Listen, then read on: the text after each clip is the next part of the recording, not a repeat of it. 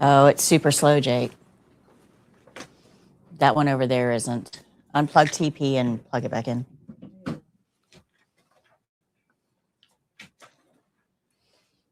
You sure it's not Monday? Good morning. Welcome to class 2. After today, your class is a quarter of the way over. It goes fast. It does go fast. All right.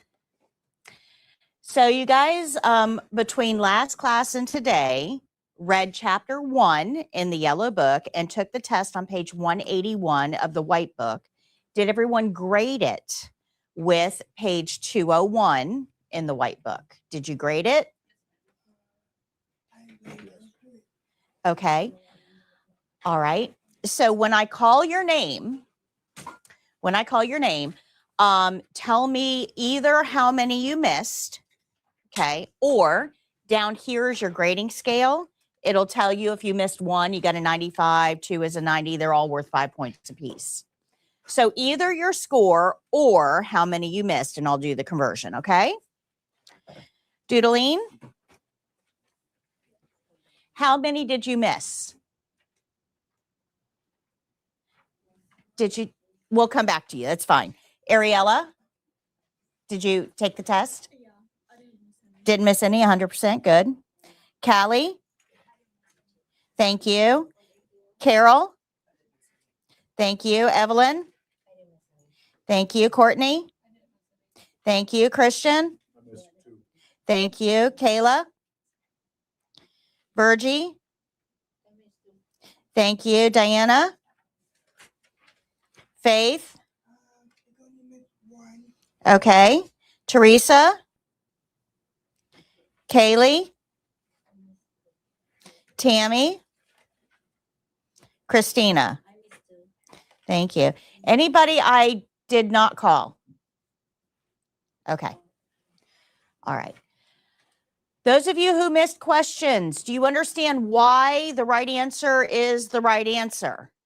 Why you know, the mistake that you made, or is there something that we need to explore, need to talk about? For the example of neglect, Okay. I, of course, put down slapping a patient because I thought that would qualify. Not locking a wheelchair prior to transferring. So Yes. That's the one I really don't understand. Okay. So, and this is a very commonly missed question. This is actually a legal distinction. Neglect and abuse are not the same thing. Neglect is a failure to take an action. Abuse is taking the wrong action. Okay, so one is passive, one is active. So neglect is when you don't do something you should have done. Make sense? Yes. So if I have a child, bless you, if I have a child, right, my own child lives with me, and I don't feed that child, and that child becomes malnourished, that is a neglect action. I did not do something that that child needed from me. Make sense? Yes. Now, if I slap that child, then that is now abuse. That was an action I took that put the patient in harm, or the child in harm's way. Make sense? Yes. So neglect is good morning, a lack of action that should have been taken. Abuse is an action that was taken that shouldn't have been. So that's the legal distinction between the two. Now let's talk about the wheelchair, okay? If I go to transfer this patient into a wheelchair and it's not locked, the weight of this patient pressing against that wheelchair as I swing them around to put them in is going to make that wheelchair roll. So now I'm going to be putting them into a wheelchair that isn't there and they're going to fall. So that's a safety issue. So failure to lock the brakes on that wheelchair is because I forgot to do something. I didn't do that. That was an action that should have been taken. That's what makes it neglect. All right. And as for the second question, throwing out the page and starting over, I assume to be the correct answer because clean paperwork is usually the best answer in my world. Why would drawing a line through it be preferred over something in the page? Because in medicine, everything pertaining to the patient is a legal document. It would be like going to the courthouse because you had, let's say you had a speeding ticket. Okay. So you go into the courthouse and you don't want anybody to know about the speeding ticket. So you throw the court document away. We can't do that. Right. So this is this has the same weight. Okay. So all medical charts, even though they're not at the courthouse, have to be treated as though they were at the courthouse. So any document related to that patient is a legal document. We can't throw it away. Okay. Number 9 is that was pretty. It wasn't that hard, but it was difficult because I put documenting biocides, and that's not what the difficult to do. Read the question to me. Which of the following is CNA scope of practice? Talking biocides. So I put B. Is this a cat thing? So the video that I showed in class on Monday went over this, right? The role of the CNA. So CNAs perform ADL. CNA, let me pull up so it is really slow, Jake. Even my stream deck is slow. Yeah. All right. So bathing a patient, remember we do ADLs, right? Activity of daily living, bathing, dressing, grooming, things the patient does for themselves every day, but can't do, we're going to help them with, right? Inserting a catheter, not a CNA job, not a CNA job. That's the nurse's job. Observing, right? 2/3 of our job is observation and reporting. So that is our job. And documenting vital signs. It is our job. Yeah. And we actually talked a little bit about that in class on Monday when I said there's 4 documentation skills on the state exam, and you will get a documentation skill. Everybody has to document during the test. So documenting vital signs is a CNA task. Yes, B. And so did you read the chapter? Because the chapter does have a whole section on documentation. Yeah. So so it's not just enough to know that we have to document, we have to know how to document properly. Okay. So we don't ever throw anything away. We don't use whiteout. We don't redact it, scratch it out. We just draw a single line through it so it can be read and write why it's wrong. Now, as a nurse, I did an entire assessment on a patient, wrote all of it out in long form. This is way back before computers. Whole page of assessment information, wrote it all out, and then realized I was in the wrong chart. This wasn't something I could throw away. You're not allowed to.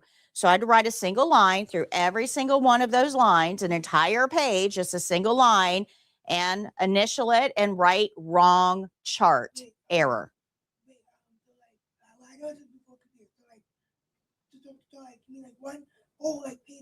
One whole page. About 30 minutes of work. Yep. It happens. It's okay. Mistakes happen. You're going to make mistakes. It's not about making you mistake proof. I wish I could, but I can't. You're human. You're going to make mistakes. What we have to know is, what do we do with those mistakes? How do we handle it legally? Okay? All right. Okay. So we're going to do a quick review here. This is all should all sound familiar to you. How do we know what to do with each patient? If I tell you, okay, you're taking care of the patient in room 316 today, how do you know what you need to do with that patient? Care plan. Yep. We're going to follow the care plan. Not just the care plan, it's the whole care plan and nothing but the care plan. So we don't get to put our own spin on things, right? While we're performing the tasks on the care plan, we should be doing something else as well. We should be making observations. And what do we do with those observations? We report them to the nurse. That's right. So the care plan tells us what to do with each patient. We follow the care plan, the whole care plan, and nothing but the care plan. While we're doing that, we make observations and we report all of those observations to the nurse. Good? Okay. Every skill starts the exact same way. Doesn't matter what the skill is. If we're transferring a patient, if we're changing their bed, if we're brushing their teeth, if we're feeding them, if we're doing range of motion, doesn't matter what the skill is. Every skill starts exactly the same way with the opening. Every opening starts with a knock. That's right. Very first action, we knock. Once we've knocked and entered the room, now for the test, you don't have to wait for the patient to say, come in. You're not actually on the other side of a door because it's a testing room. We don't let you out of the testing room because you might have a cheat sheet in your pocket or something, right? So you're still going to be in the testing room. You're just going to do a courtesy knock. You don't have to wait for them to say, come in. In a clinical setting, if the door is open, you don't have to wait for them to say, come in. It's a courtesy knock. There's no expectation of privacy with an open door. But if that door is closed, you probably should wait for a come in. Think about all the things you do in your life behind closed doors. How many of those things do you want a stranger walking in on? Okay, so if the door is closed, that means privacy is expected. Wait for that come in. But for the test, we just knock and enter. Once we enter, we're going to greet the resident, but we're going to greet them in a very specific way. How do we identify them? By name. That is correct. So good morning, good afternoon, hi, hello. We're nice. We're always nice. And then we say their name. For the test, it's always Mr. or Mrs. Jones. Good morning, Mrs. Jones. That's all we have to do here, okay? Once we know who they are, what do they need to know about us? Not just name, our name and title. Yeah. So my name is Patty, your CNA today. Don't forget that title because they don't know the difference between you, the dietitian, the housekeeper, or the nurse. You guys are all dressed in scrubs.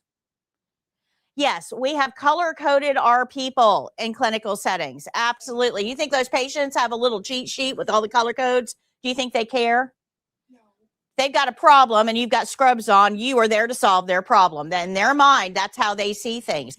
So you have to let them know your title. So, hi, my name is Patty, your CNA today. Not a CNA. A CNA doesn't, I mean, do you work here? Do you work on fourth floor? Do you work in admission? You know, a CNA, there's 300 CNAs in the hospital right now. That does not help them a bit. Your CNA today. Oh, now that's personal. You're the one I call for water. Got it. Good. Somebody have a question? Your screen just went black. Oh, Little thing over here. thanks. Yeah. Yeah, this is not going to work, Jake. I don't think it died. I just think it timed out.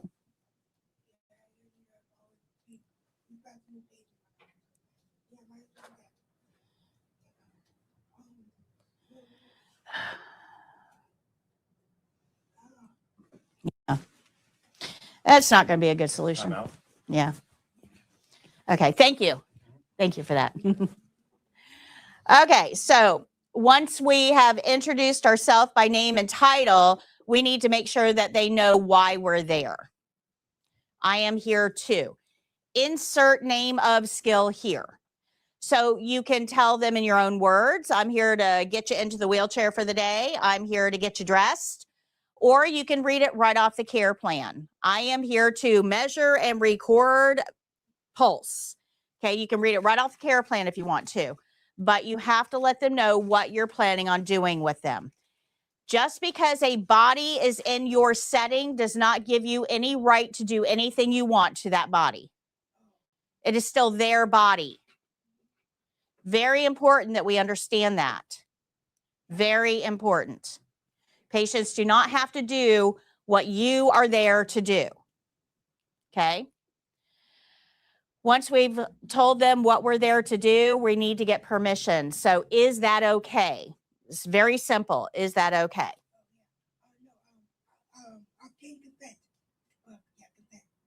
They have to have consent, yes. And then once we get consent, then we can close the curtain. Now, a lot of people during the test just go in and close the curtain automatically. It's the first thing they do. They walk in and they close that curtain, and then they go into their introduction. Here's the problem with that. It wouldn't fail you on the test. You can, you'll still pass, but here's the problem with that from the patient's point of view.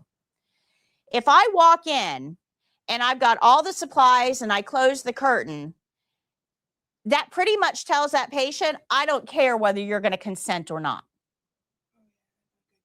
Okay. I'm telegraphing to them that they are a byproduct of what I'm doing. Does that make sense? So we don't want to give our patient the impression that they don't have rights. That's why we go through the whole thing. Good morning, Ms. Jones. My name is Patty. I'm your CNA today. I'm here to whatever. Is that okay? Then we close the curtain. That gives them the power over their life. Now, let me explain to you what happens when you take away somebody's power. If you are working with a 2-year-old or a 3-year-old, anybody know what a 2 or 3-year-old's favorite word is? No. Do you know why? It's their favorite. I love 2 and 3-year-olds. Now, most people don't. I do, because this is actually a very, very important part of growth and development. This is when a person, you guys all went through this at 2 and 3, learns that you are distinct from another human. This is when you determine that, hey, wait, I have my own body and I get to decide what I am going to do with this body. Very, very important. When you take power away from somebody, the only way that they have to exert power is to say no. So when you stop allowing your patients to have power over what's happening to them, they become resistant and they get harder to work with. Do you guys understand that? And it all comes back to power. Patients have to have the feeling that they have control over their body when they have control over nothing else. Otherwise, this patient is going to be almost impossible to work with. So this, although it looks very, very minor, looks like a very small step, when you do this is going to set up the power dynamic between you and your patient that will last through your entire encounter with them. I want to add, basically, telling your patient, I'm not, you can't have to live with that. That's basically what I've got to go through these because we've got a lot of content to go through today. So unless you have a question, don't interject. Your experiences. Okay. That way we can get through everything all together. So that curtain is not clean. Once we touch the curtain, we must wash our hands. The order of this matters. This entire opening has to be done in order. Knock, knock, knock. Somebody here? Jake, somebody's here.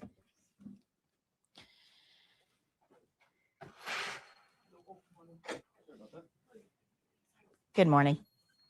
So the entire opening sounds like this. Knock, knock, knock. Hi, Ms. Jones. My name is Patty. I'm your CNA today.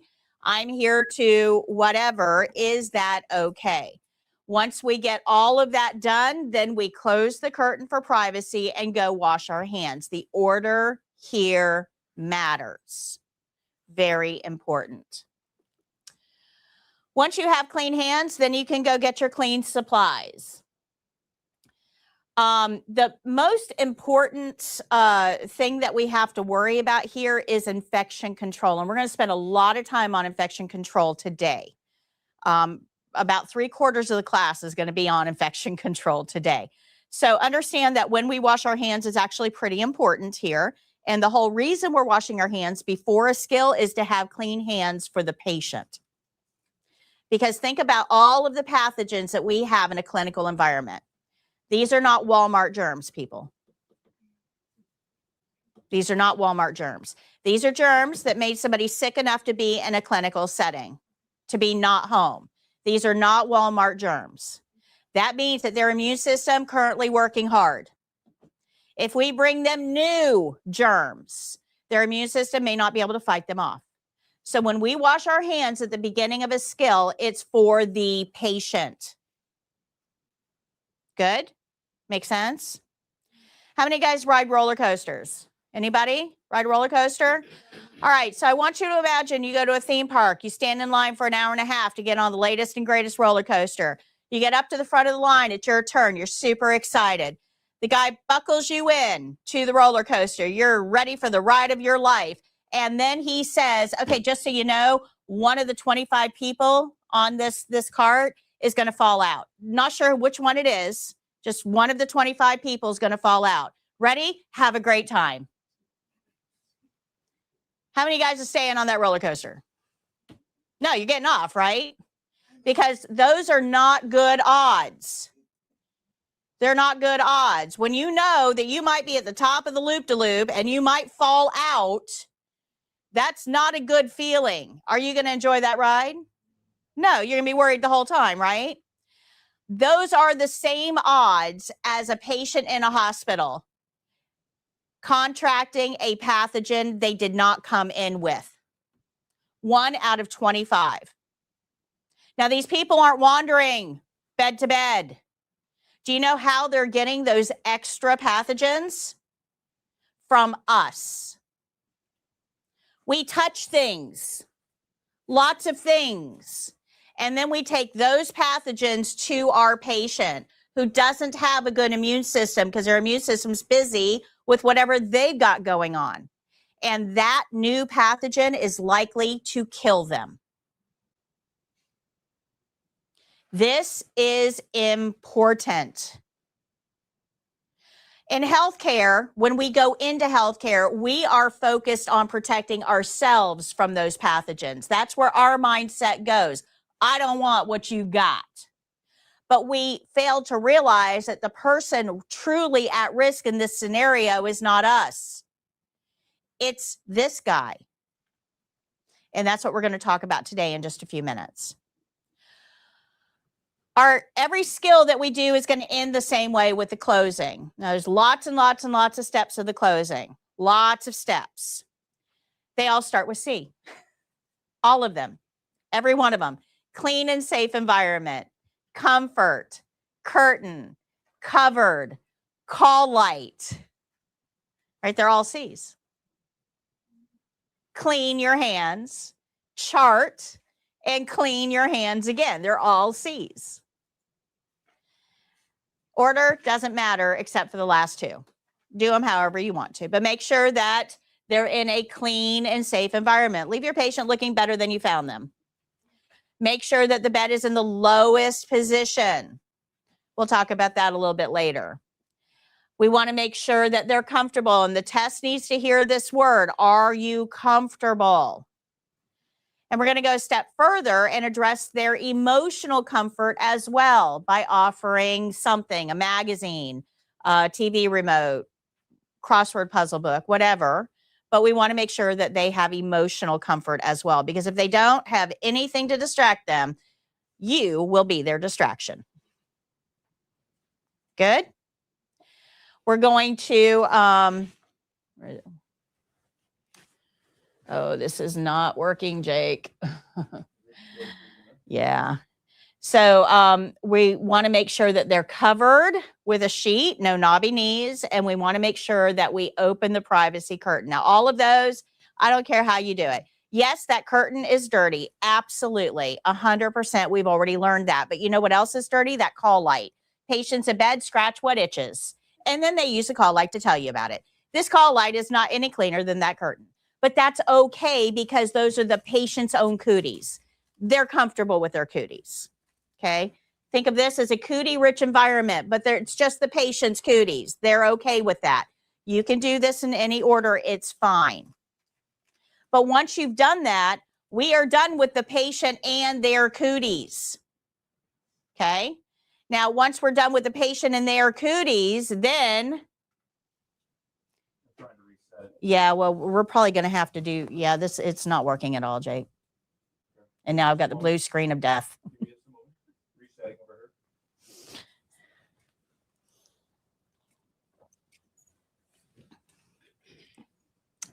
All right. Take that down for just a second, Jake, till I get done with closing. Just a minute, Danny. I'll congratulate you. So once we are done with all of those things, then we're going to wash those patients' cooties off our hands so we're not taking their cooties to somebody else. So the first hand washing is for your patient. The second hand washing, the last one of the skill, is for you.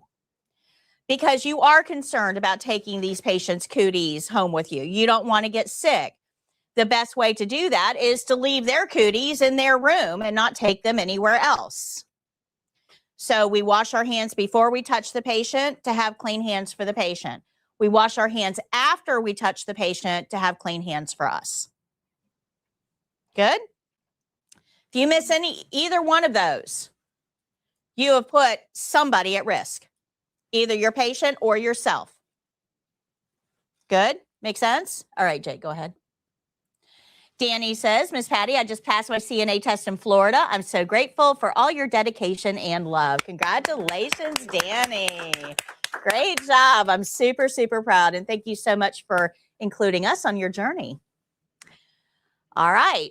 So the very last thing that we do after we wash our hands is document, chart. If you document, you must wash your hands again because you've touched a pen, you've touched a documentation sheet, you've touched things.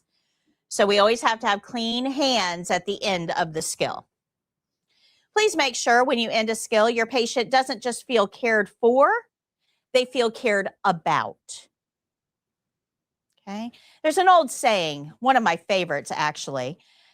People don't care how much you know until they know how much you care.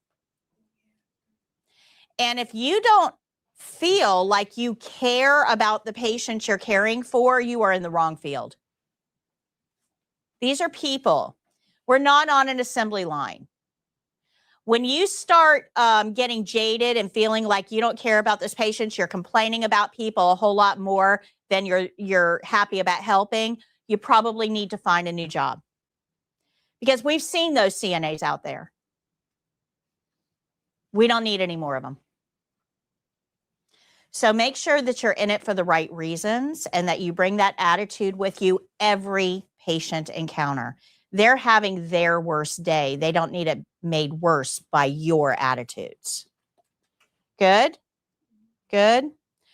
All right, we learned how to wash our hands. To wash our hands, we're going to turn the water on. You can touch it with your bare hands, not a problem. Faucet is the dirtiest thing in the bathroom. That's fine. We're about to wash our hands. So we're going to turn the water on. Get it warm, get it cold, get it hot. I don't care what you get it. Just make it comfortable for you.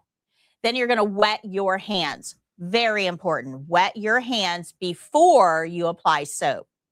Once you apply soap, you're going to rub all surfaces. You're going to rub the wrists, the backs of the hands, in between the fingers, the front of the hand, palm of the hands, interlacing your fingers, in between your thumb and index finger, the bottom of your hand by your pinky, all surfaces for at least 20 seconds. And you are being timed by a clock.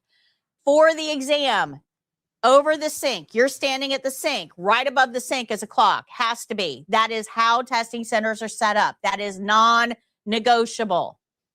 There is a clock right there. That evaluator is using that clock. And the way that they do that is they have the checklist and a pen right in front of them. You wet your hands, put soap on them, and bring your hands together.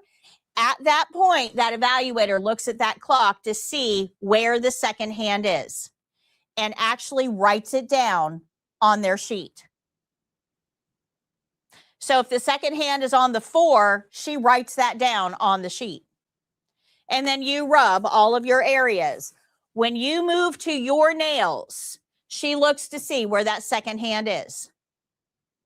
And she writes down what number that second hand is on. And if it's not at least 20 seconds between those two things, you have failed hand washing. Now, I don't know about you, but I wouldn't want to go home and tell my family I failed hand washing. I mean, the other skills, if you fail them, you can kind of, push that off as being hard. But if you fail hand washing, your family's going to kind of look at you like, hand washing, really? Really? Okay. So get this down.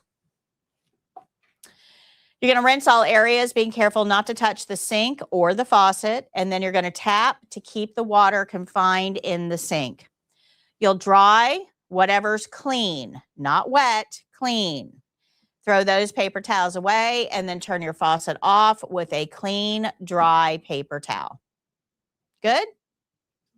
Questions so far? Remember that you must rub your hands, rub your skin for at least 20 seconds. You have to use a clock to time.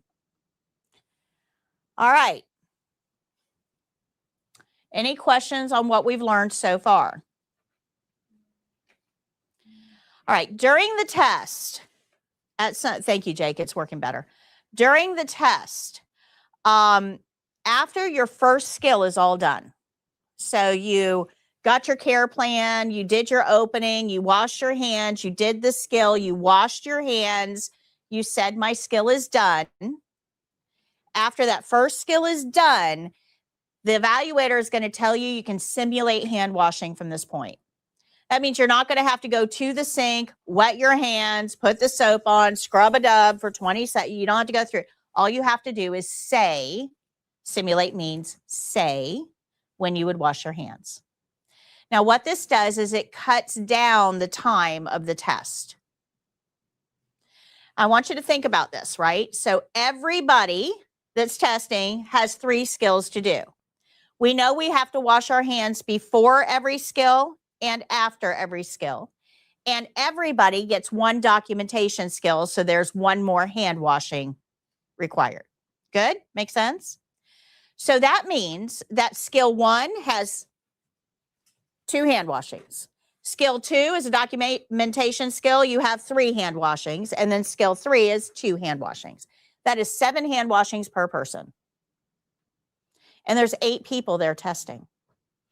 That means those evaluators are watching 56 hand washings. Let me tell you a little secret about your evaluators. They don't want to be there. How many of you guys are super excited to go to work in the morning? Yeah, very, very few, right? Now, imagine how boring your job would be if it consisted of standing there and watching people wash their hands. They want to be home. They are not, it's not a shift that they're working. When everybody is done, they get to go. They get paid by the day. So when you guys are done, they get to go home. And they want to be in their pools, drinking their margaritas, not watching you wash your hands. And you're standing in the way of that. The sooner you can get your skills done and get them home, the happier they are with you. So if you're starting your skill over and over and over and over, oh my gosh, I forgot this. Oh, I forgot that. Oh, they're going to get really irritated with you because their pool and their margarita is calling their name and you are keeping them from that. So make sure you practice these skills enough that you're not having to start them over and over and over again. But you also have to understand that that is why simulation exists. Because if they only have to watch, physically watch 2 or 3 hand washings, that's a whole lot better than 7. So they allow you to simulate, and they'll tell you when. Don't simulate until you're told. Follow the nurse always. But simulate just means say. Good?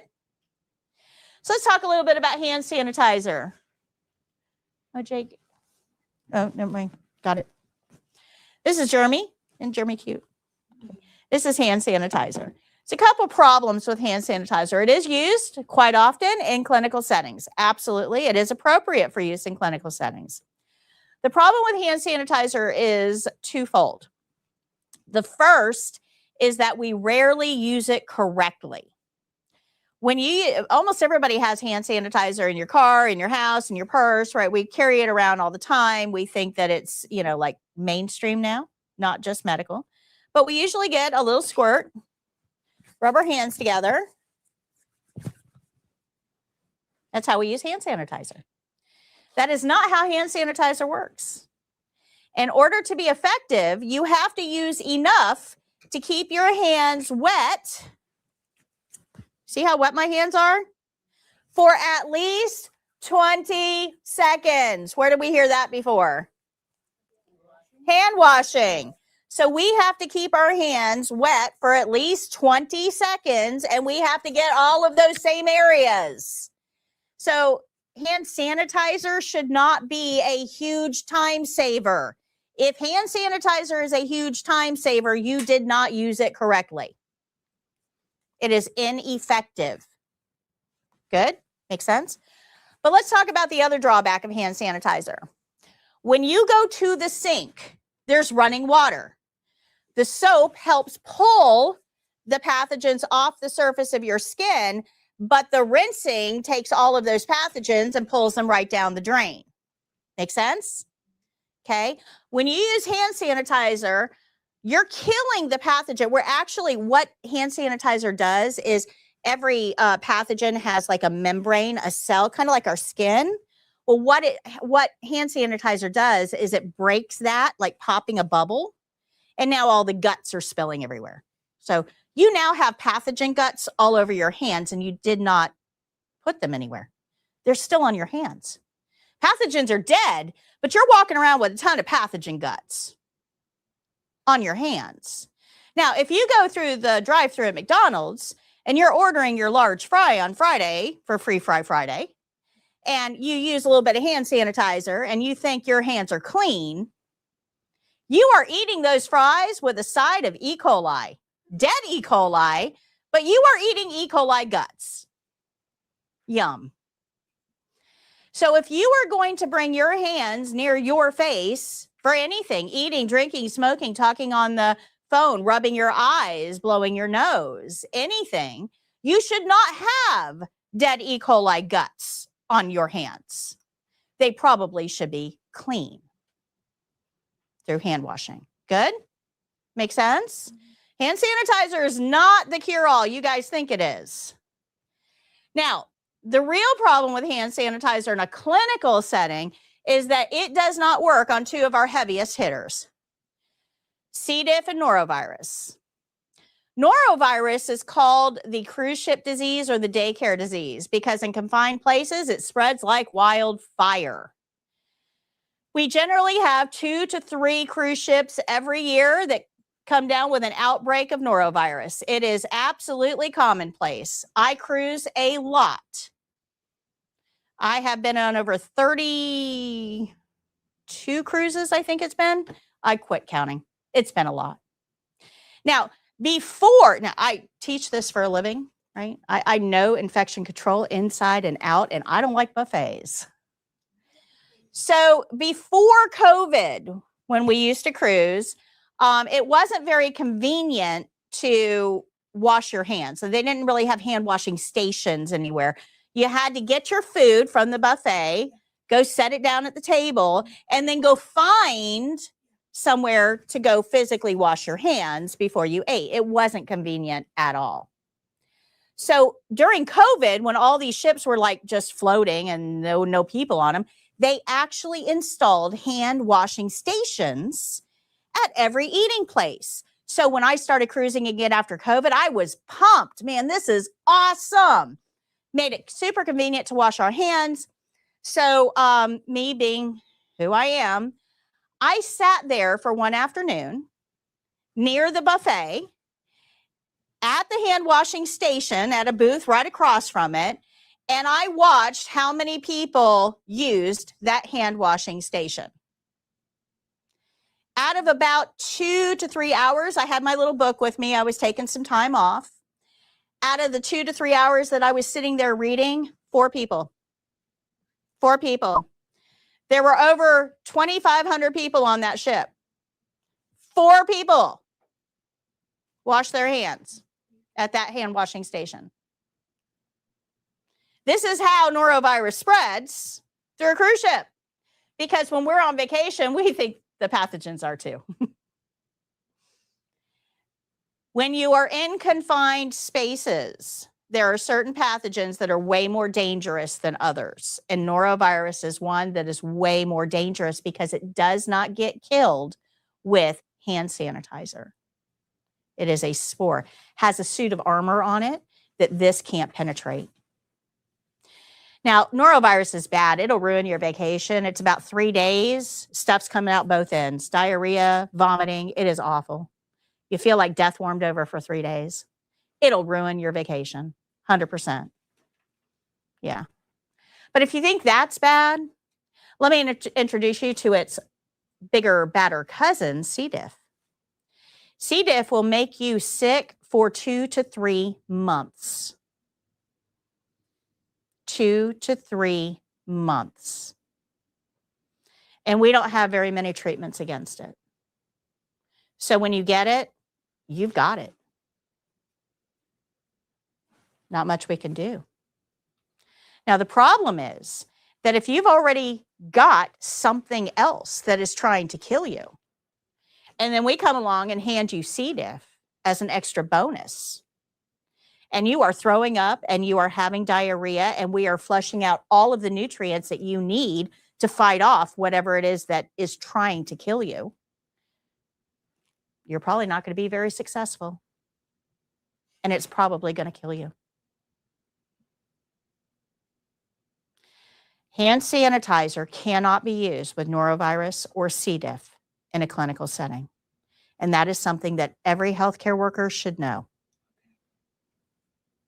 Okay. But hand washing does work against those two?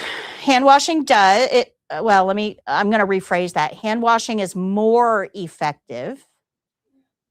More effective. There is no 100% prevention once these two get into a facility. We just have to wait for it to run its course. It is more effective. These are spore-based, so unfortunately, they aren't just on your hands. They are going to be on your uniform when you lean up against the bed or brush up against the curtain. Yeah. So it's not just, unfortunately, about our hands. Those of you with long hair, this is why we tell you to put your hair up. In a clinical setting, I don't look like this. I got a messy bun. I got a braid. I don't do a ponytail. I actually confine my hair because C. diff will hang out on your hair follicles too. Oh, yeah. Yeah.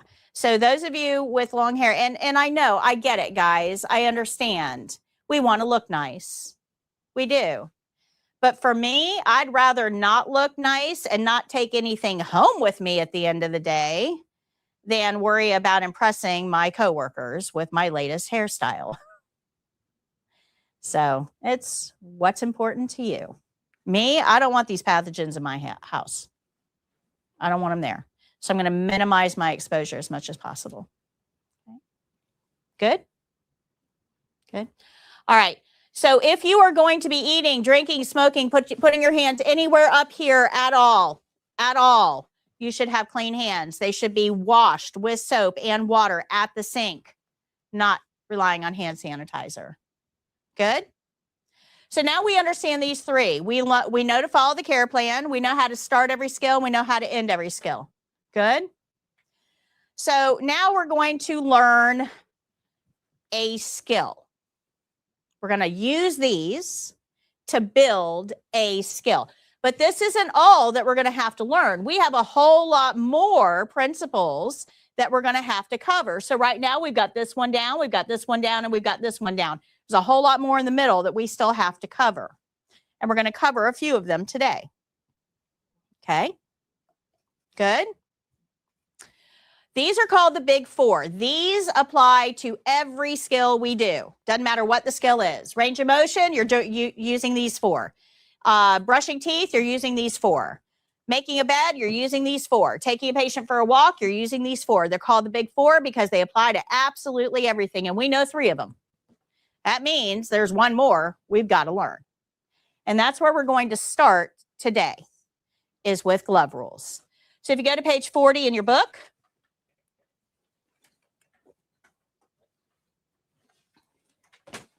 this is our overview of glove rules.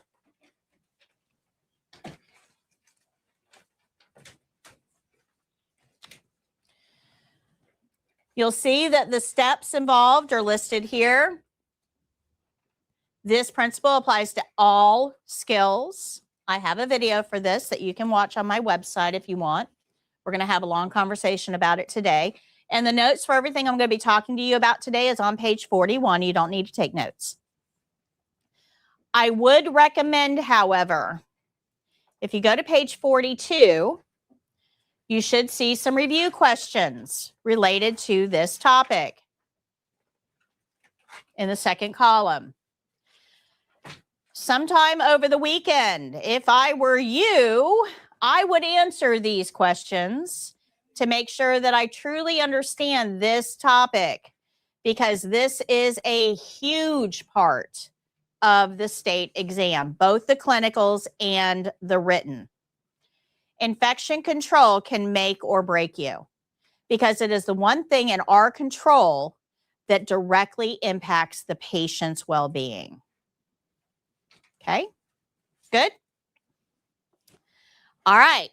So to understand infection control, particularly with gloves, I want to give you an illustration that has absolutely nothing to do with healthcare. We're going to build a sandwich. Okay, we're going to build a sandwich. So I'm going to be asking, this is an interactive exercise. I'm going to be asking you guys to participate in this, but I'm going to pretend to do the work. And at the end, I'm going to explain to you why this was important. Most of you will kind of clue in about halfway through. All right, so the first thing that we need for me to build a sandwich is gloves, because you don't want me touching your sandwich, do you? No, you want me to wear gloves. You will feel very much more comfortable if I've got gloves on when I'm building your sandwich. All right, so I'm going to put my gloves on. And then before we get started, I have to know what kind of sandwich are we building. So what kind of bread do we want? White. So I'm going to walk over to this bread cart. I'm going to open up the little flap there, and I'm going to grab a thing of white bread and bring it over to my counter. I'm going to take a knife and cut that bread open and lay it out. So now we're ready to get started on our sandwich building. So the knife was there. I picked it up. I cut the bread. And do we want some mayonnaise? Okay, so I'm going to reach into that little mayonnaise thing. It's always got that spatula thing sticking out. So I'm going to get the spatula and smooth some mayonnaise on my bread and put that spatula back. So do you want some other sauces? Ranch, honey mustard? What's that? Ketchup? Okay, so I'm going to grab one of the sauce bottles, and I'm going to squeeze the ketchup on there. And let's add some bacon, because everything's better with bacon. So I'll get some bacon out of the refrigerator down below. I'm going to reach into the package and get the bacon and put it on the sandwich. And do we want ham, turkey, roast beef? Turkey. So I'm going to reach into the cooler and grab a little package of turkey and put that on the bread. And how about some cheese? Do you want American, provolone? Provolone. So I go into the cheese drawer, and I'm out of provolone at the moment, so please hold. I have to go into the big walk-in cooler, and I've got to get a block of cheese out of one of the big bins in there, and then I've got to slice that cheese. And now we can put that provolone on our sandwich. Now, do we want that toasted? Okay, so we're going to use the toaster, but right now it's busy, so we have to wait a second. So just one moment for the toaster. When it gets to be our turn, we're going to put it in, and then we're going to turn that little dial to set the time on the toaster, and we hang out and we wait. Once it's done, we're going to grab that paddle thing and pull the sandwich out and put it back on the counter. And now we're ready for our toppings. Lettuce. So I'm going to reach the hand in and get some lettuce and spread that out on my sandwich. What about tomato? Tomato? Okay, I'm going to get some tomatoes. So I'll reach into that bin, get the tomato, put it on there. Pickles? Yeah, the garlic pickles. Oh, those are the best. Yeah, we're going to get those, squeeze those out really well and put that on my sandwich. Black olives? Okay, onions, peppers. Sure, onions and peppers. So we'll reach in and get some of those too. How about oil and vinegar? Okay, So we'll get the oil and the vinegar, spread that on our sandwich, maybe a little salt and pepper. And now I've got to wrap that up. So I'm going to take that knife that I used to cut the bread earlier, shove it into the sandwich, fold it over, because our sandwich is pretty big now. Pull that out. And I'm going to wrap that sandwich up and put it into a bag. Then I'll walk over to whatever contraption I need to type this into, and we're going to type it in, and something is going to print out, or it's going to charge you, and you'll pay for it. And I'm going to hand you that sandwich. Good sandwich, right? Are you ready to eat it? Why? But you asked me to wear gloves at the beginning. We did, no, we did. We did. I would. Yeah, you wanted me to, I specifically said, you want me to wear gloves, right? And you said, yes. So that was 2 minutes ago, guys. What changed? But here's the problem. No, please. But here's the problem. You have watched a sandwich being made a bazillion times in your life. And you never picked up on this. Why? I did not give you anything that you did not see already. I want that to sit with you. I did not give you anything that you have not already seen. So why did it hit different this time? Because I brought every step to your attention. I made you see it. Those gloves did not do what you thought they were going to do. When I put those gloves on to make your sandwich, you thought, okay, good, she's wearing gloves. I don't want her touching my sandwich. But in order for us to judge whether those gloves were effective, we actually have to figure out who they're there to protect. Who are those gloves there to protect? Now, if those gloves were there to protect the sandwich, they didn't do a very good job. If those gloves are there to protect me, they did a great job. I didn't touch the meat or the cheese or the bread or the toppings or anything else. So we have to understand that those gloves do not protect both. They only protect one. So in healthcare, we probably need to be paying attention to, wait a minute, who's the one that these gloves are protecting? Does that make sense? Okay. All right, so let's take a look real quick at all the things those gloves touch. Those gloves touch the bread cart, the knife, the mayonnaise spreader, the sauce bottles, the outside of the bacon package, the cheese drawer, the door handle, the containers inside the cooler, the slicing machine, the table, the toaster oven controls, the paddle, the lettuce, tomato, and other toppings, the wrapper, and then the whatever device they typed it into. Those gloves touched a whole lot of things. So in order to figure out whether those gloves were actually effective, we have to look a little deeper than were gloves worn. Now, why do I bring this up? Because in healthcare, we wear gloves. And we wear gloves without the knowledge that we need. We're like that sandwich worker. We're told to wear gloves, we wear gloves. And then we promptly forget to pay attention to anything we touch with those gloves. And you will see this in healthcare. A nurse will walk into a patient room, put on a pair of gloves, empty a urinary drainage bag, and then pour the patient a cup of water and hand it to him.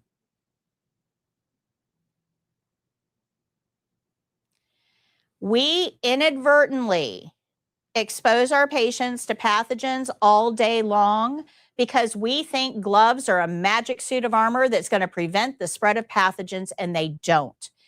Gloves actually make pathogen transfer to patients much, much easier because we stop paying attention to what we touch. My job is to get you to pay attention. Good? Make sense? When you wear gloves without thinking, that's the problem. You stop thinking. So a question I get in class all the time is, well, don't I need to wear gloves for that? And the answer is maybe not. Because if you're wearing gloves for absolutely everything, you aren't paying attention to what those gloves are touching. You're just doing a task. Good?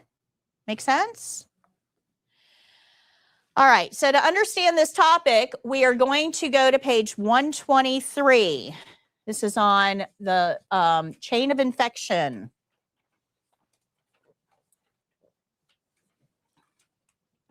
Chain of infection is a concept that all CNAs must be familiar with.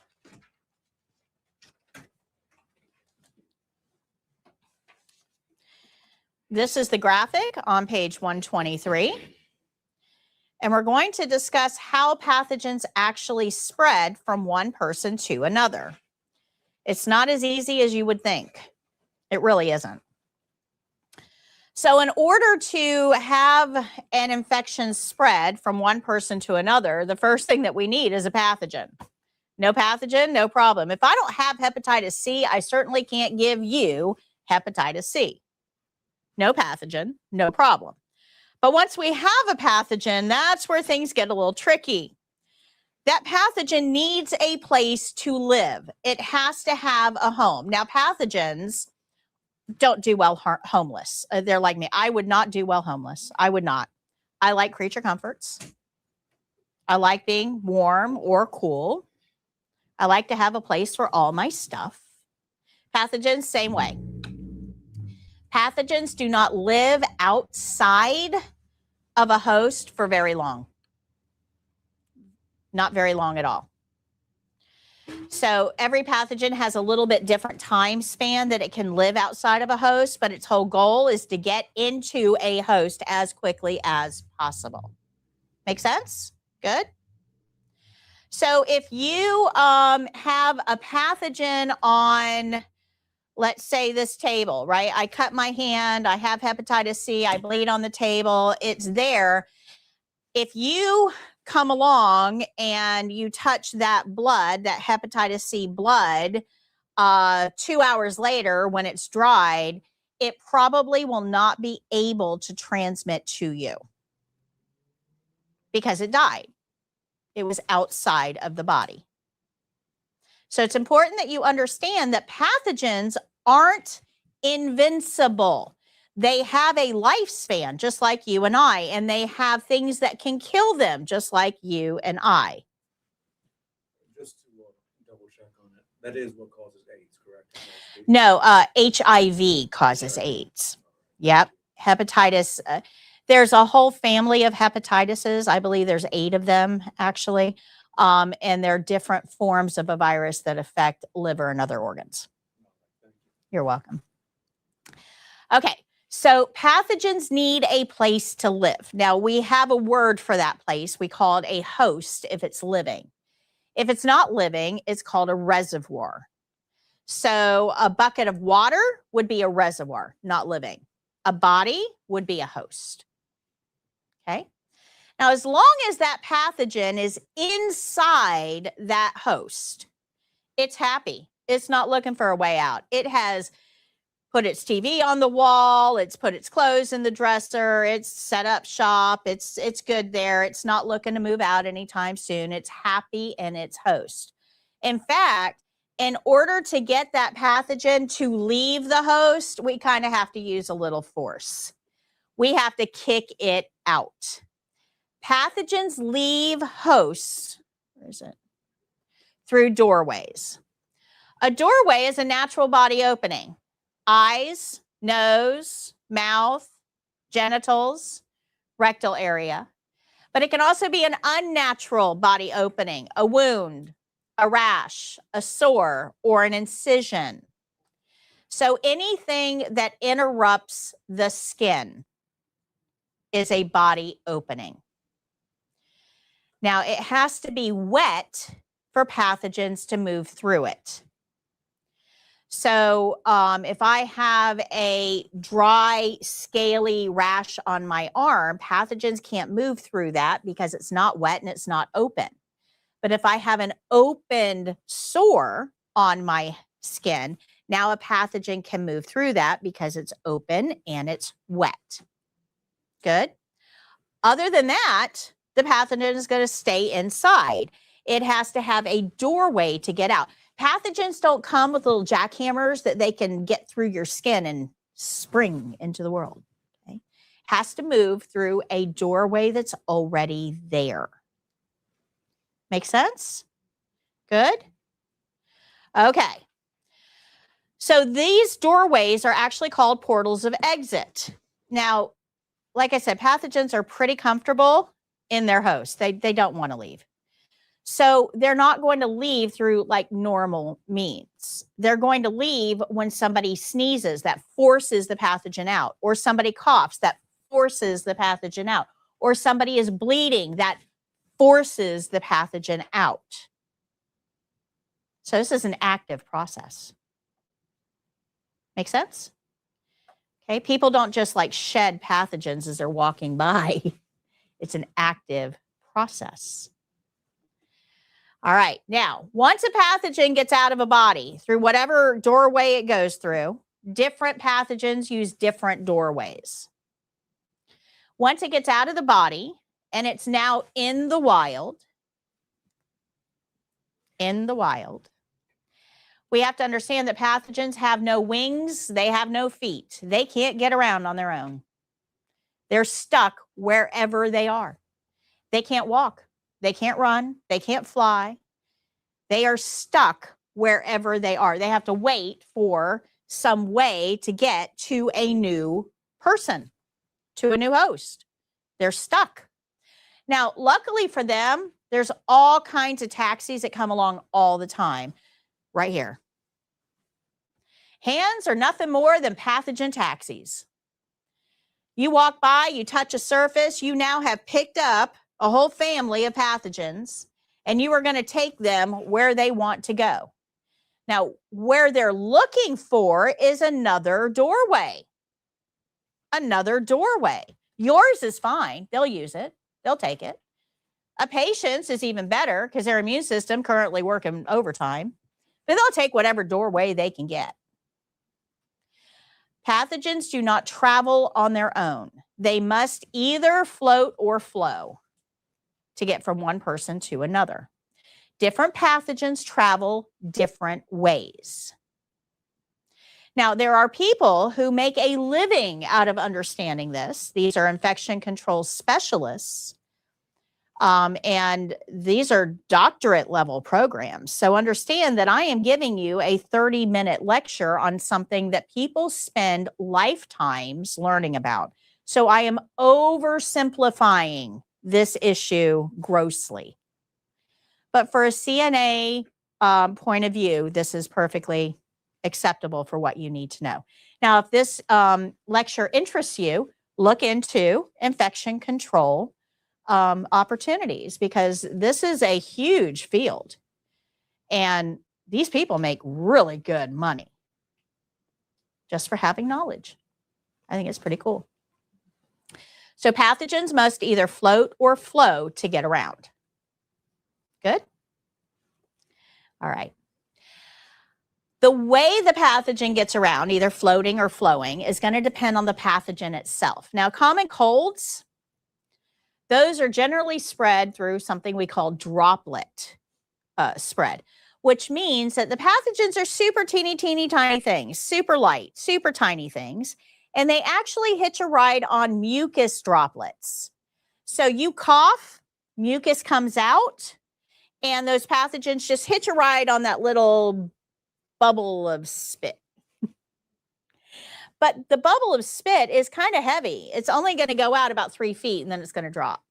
It's not in the air because bubbles of spit are heavy. Woo. So people that have the common cold, when they cough and they sneeze, they're going to contaminate the area about 3 feet in all directions. But the pathogens aren't going to spread way over there. They're not in the air. But there are a few pathogens that are so teeny tiny and so incredibly light that they can hitch a ride not on mucus droplets, but on dust particles in the air. Now, we can't even see. You can see mucus. You can see spit coming out when I'm talking or sneezing or laughing. You can't see dust all the time.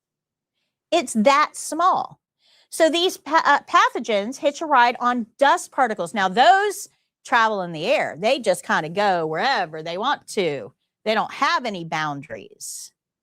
So airborne pathogens that travel on dust particles in the air, those spread far and wide and are much harder to control. Measles is spread through airborne. TB is spread a combination of airborne and droplet. Good? But there's some pathogens that are bloodborne. Hepatitis is one of those. HIV is another. I can breathe on you. I can cough on you. I can spit on you. And you're not going to get HIV because it doesn't travel that way. HIV and hepatitis don't travel through mucus body fluids. They travel through blood. This has to be a blood-to-blood transfer. Okay, good, good. Blood-to-blood transfer. So understand that every pathogen has to have a way out of the body. Those pathogens have to have a way of getting around, and that's going to depend on the pathogen itself. And then that pathogen is looking for a doorway in to another person. Now, a doorway in is called a portal of entry. Now, that portal of entry is the same as a portal of exit. Any natural opening in the body: eyes, nose, mouth, genitals, rectal area, wounds, rashes, sores, or incisions can let something in. Where would we find somebody with wounds, rashes, sores, and incisions? Where would we find those people? Most likely hospitals, nursing homes, people that are receiving health care. So everybody's got these. Every human walking around has got these: eyes, nose, mouth, genitals, rectal area. Everybody comes pre-equipped with these. Okay. But we are working with people that have more doorways than normal. So who is really going to be at risk here? The healthcare worker or the patient? The patient, because they have more doorways. Good? Makes sense? All right. If a pathogen can't find a doorway to get into in a very specific amount of time, every pathogen's a little bit different with how long they can live outside of the body. But if they don't find a doorway, they die. They die. That's a good thing for us. So our goal is to not put pathogens from one person's doorway into another person's doorway. That's really the goal of infection control. Or keep things from other people's holes from getting into yours. It works for everything. Cover your holes. So if a pathogen does find a doorway out and stays alive in a fluid and finds a new doorway to enter, then they can set up shop and they can procreate. And now we're one step closer to making another victim. But we're not quite there yet. So far, the pathogen existed. It got out of its host. It survived, hitched a ride to a new host, got in a new doorway, and started unpacking. But the story's not over yet. We have immune systems. And the immune systems, their whole job is to identify an intruder and get rid of it before it causes a problem. Now, every pathogen has to be killed a little bit differently. It's not a one-size-fits-all approach. Some pathogens we might be able to kill with a fire extinguisher. Some of them we might be able to kill by bonking them over the head with a water bottle. Some of them we might stab to death with a pin, right? Every pathogen is going to have a different way of being killed. And the problem is that we don't know what it's going to take to kill this pathogen until we've worked with it a little while, until we've tried all of the options. So that's when you get sick. When you get sick, when a pathogen has invaded, it's not really the pathogen that's making you sick, it's your immune system. Because if we can make the body a place that pathogen doesn't like to be, if we can turn up the heat to make it uncomfortable, that's called a fever. If we can cough to force those pathogens out of the body, if we can sneeze to force those pathogens out of the body, if we can have diarrhea to force the pathogens out of the body, right? Those symptoms are your body's way of responding to the infection. They're not caused by the infection.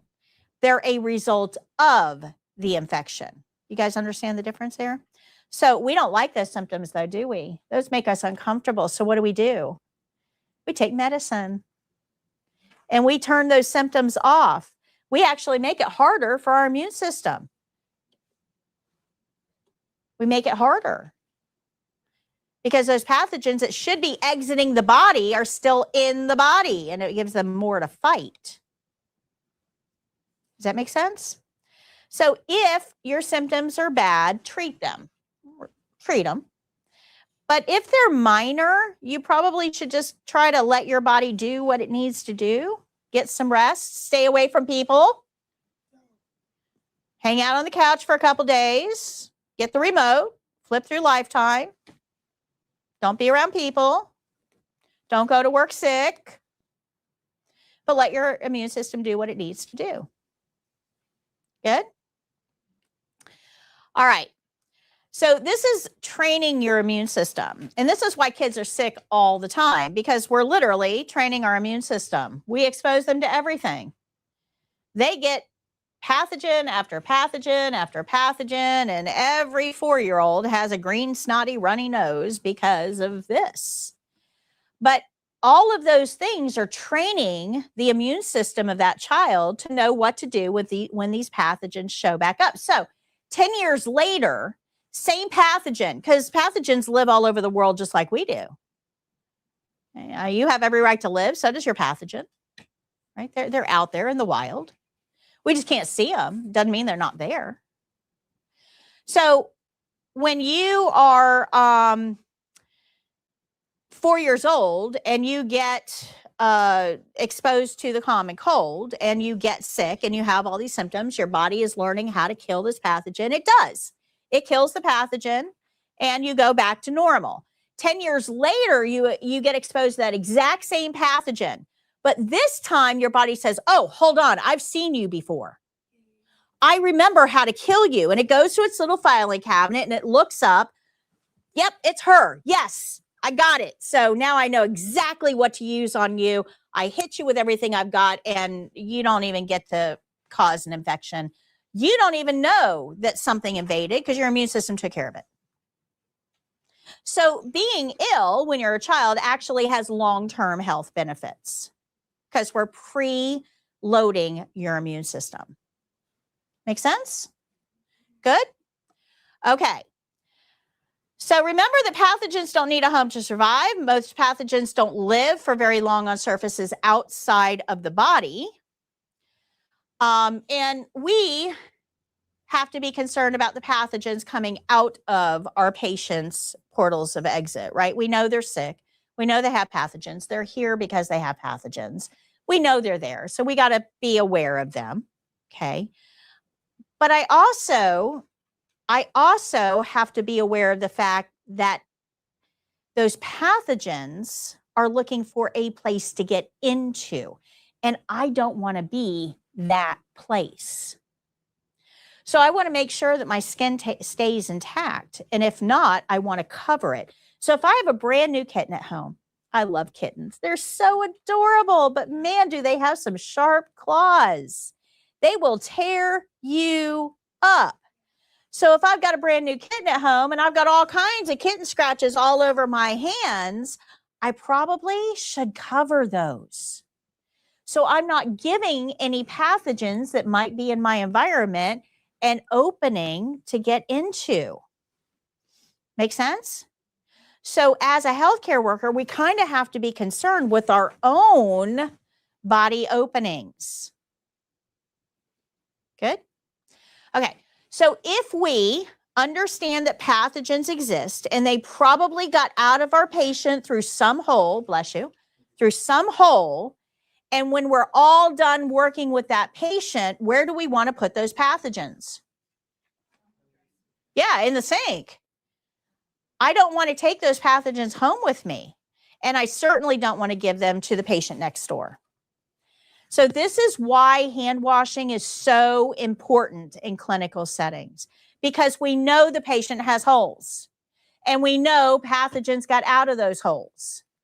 And we know we are the taxis. We are carrying those pathogens around.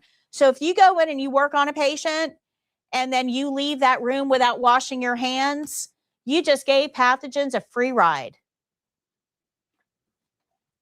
Don't do that. Okay?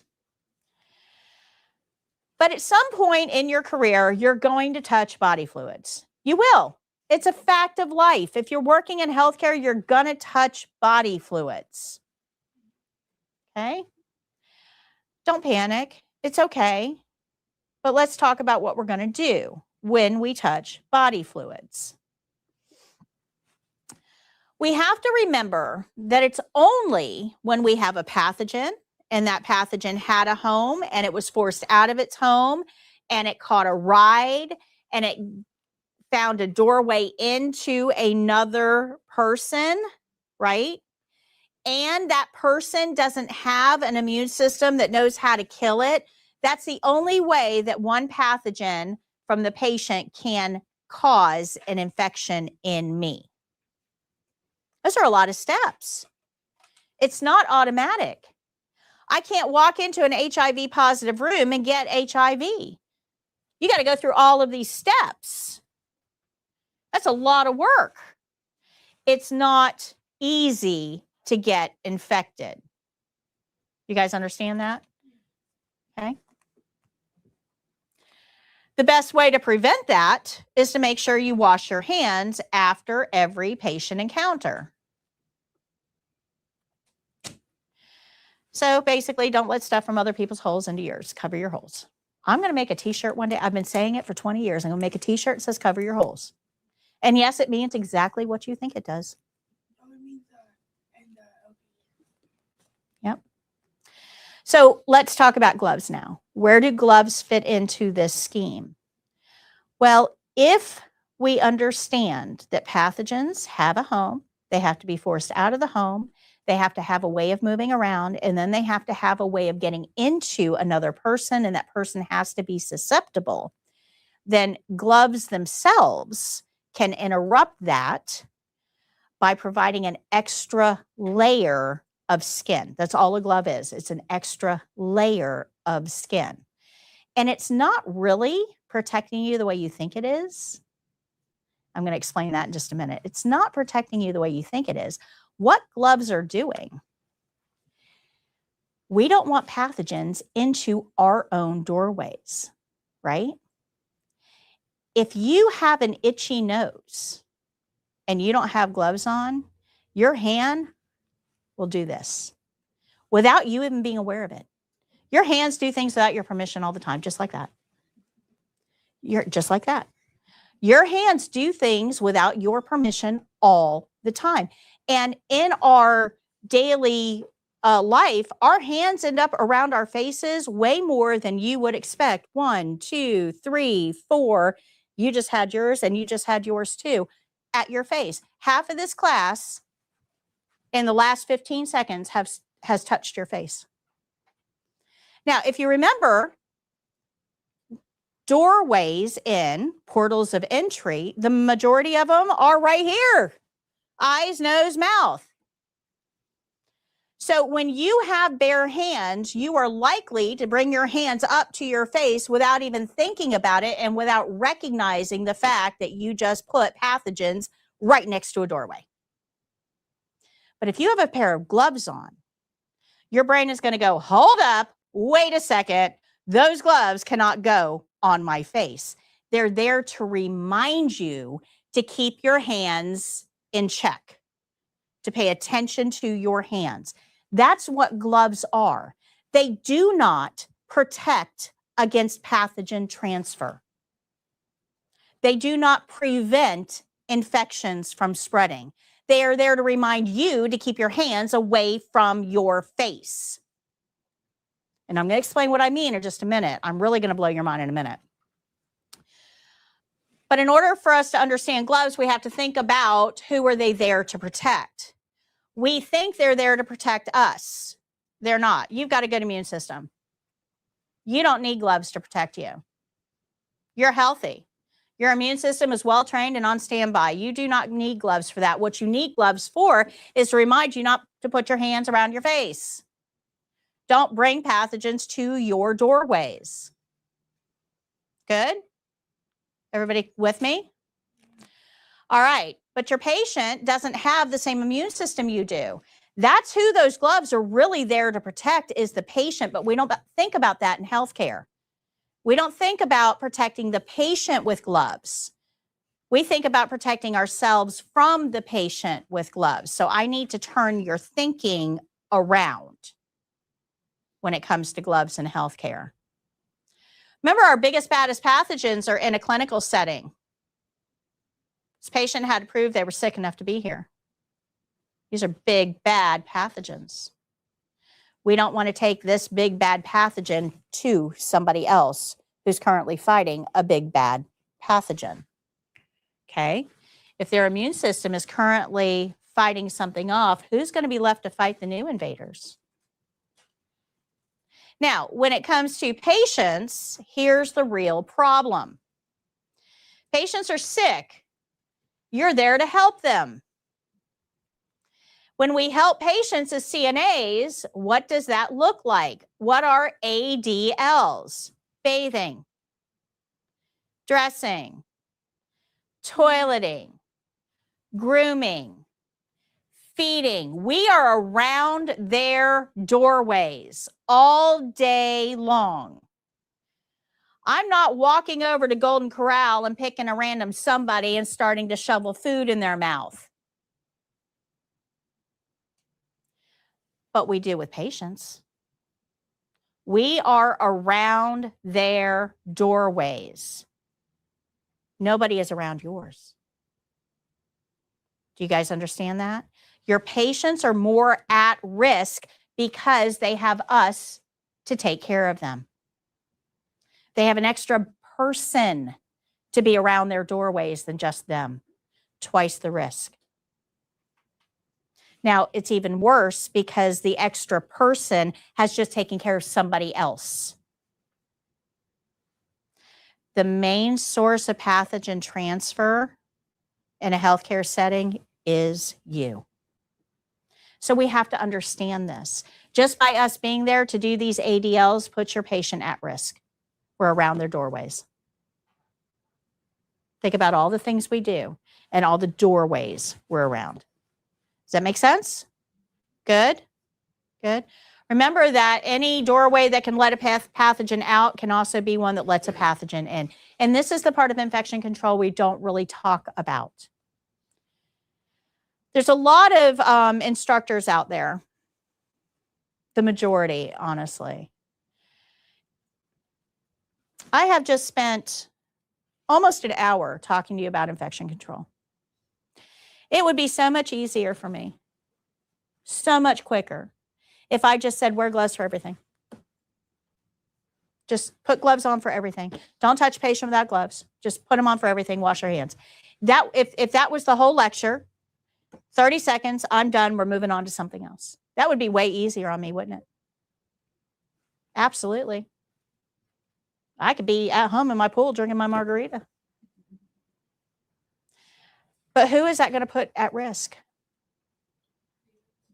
The patients. That's right. Remember that I am training you to someday take care of me. I'm not going to take shortcuts. I'm going to tell you what you need to know to protect the patient. So if you've checked out of this lecture, if you didn't pay attention, if you just think you're going to wear gloves for everything and not really worry about it, that you don't need to think about infection control, please do not take care of me in the future. Because you will bring me something that I don't need. This is life and death. And it doesn't deserve shortcuts. Okay? Now, a question I get asked a lot on the test is, well, can't I just wear gloves for everything rather than thinking about them? And the answer is no, you can't. Because if you got to put on a pair of gloves during the test for a skill that does not need gloves, the evaluator is going to tell you, you don't need gloves for that. And you will get a deficiency on infection control. You cannot wear gloves for everything. Because when you start wearing gloves for everything, you stop paying attention to what those gloves touch. And who does that put in danger? The patient.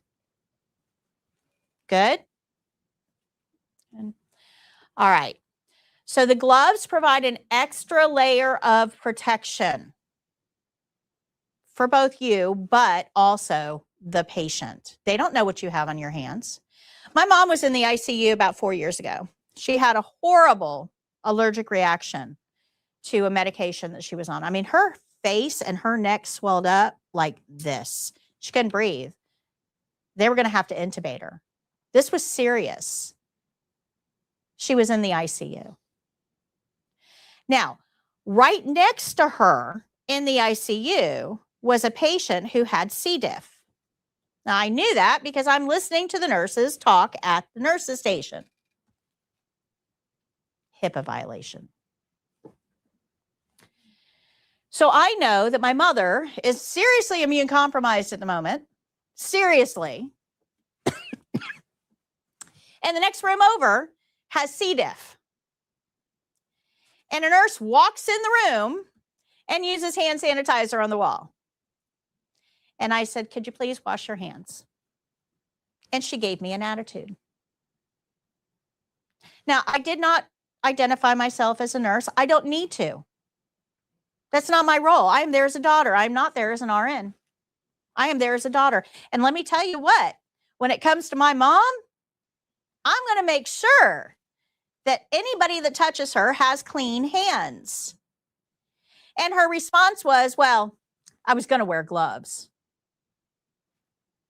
That has nothing to do with the conversation. You just came out of a C. diff room. You're going to go wash your hands before you touch my mom. In healthcare, we get complacent. We start relying on tools and stop paying attention to common principles that we've learned. Don't get complacent. And when it's my mom, I will make you wash your hands. I don't care if you don't like me. This is not a popularity contest. This is me getting my mom out of the hospital alive because I understand infection control. So if a family member asks you, hey, can you wash your hands? Don't give them an attitude.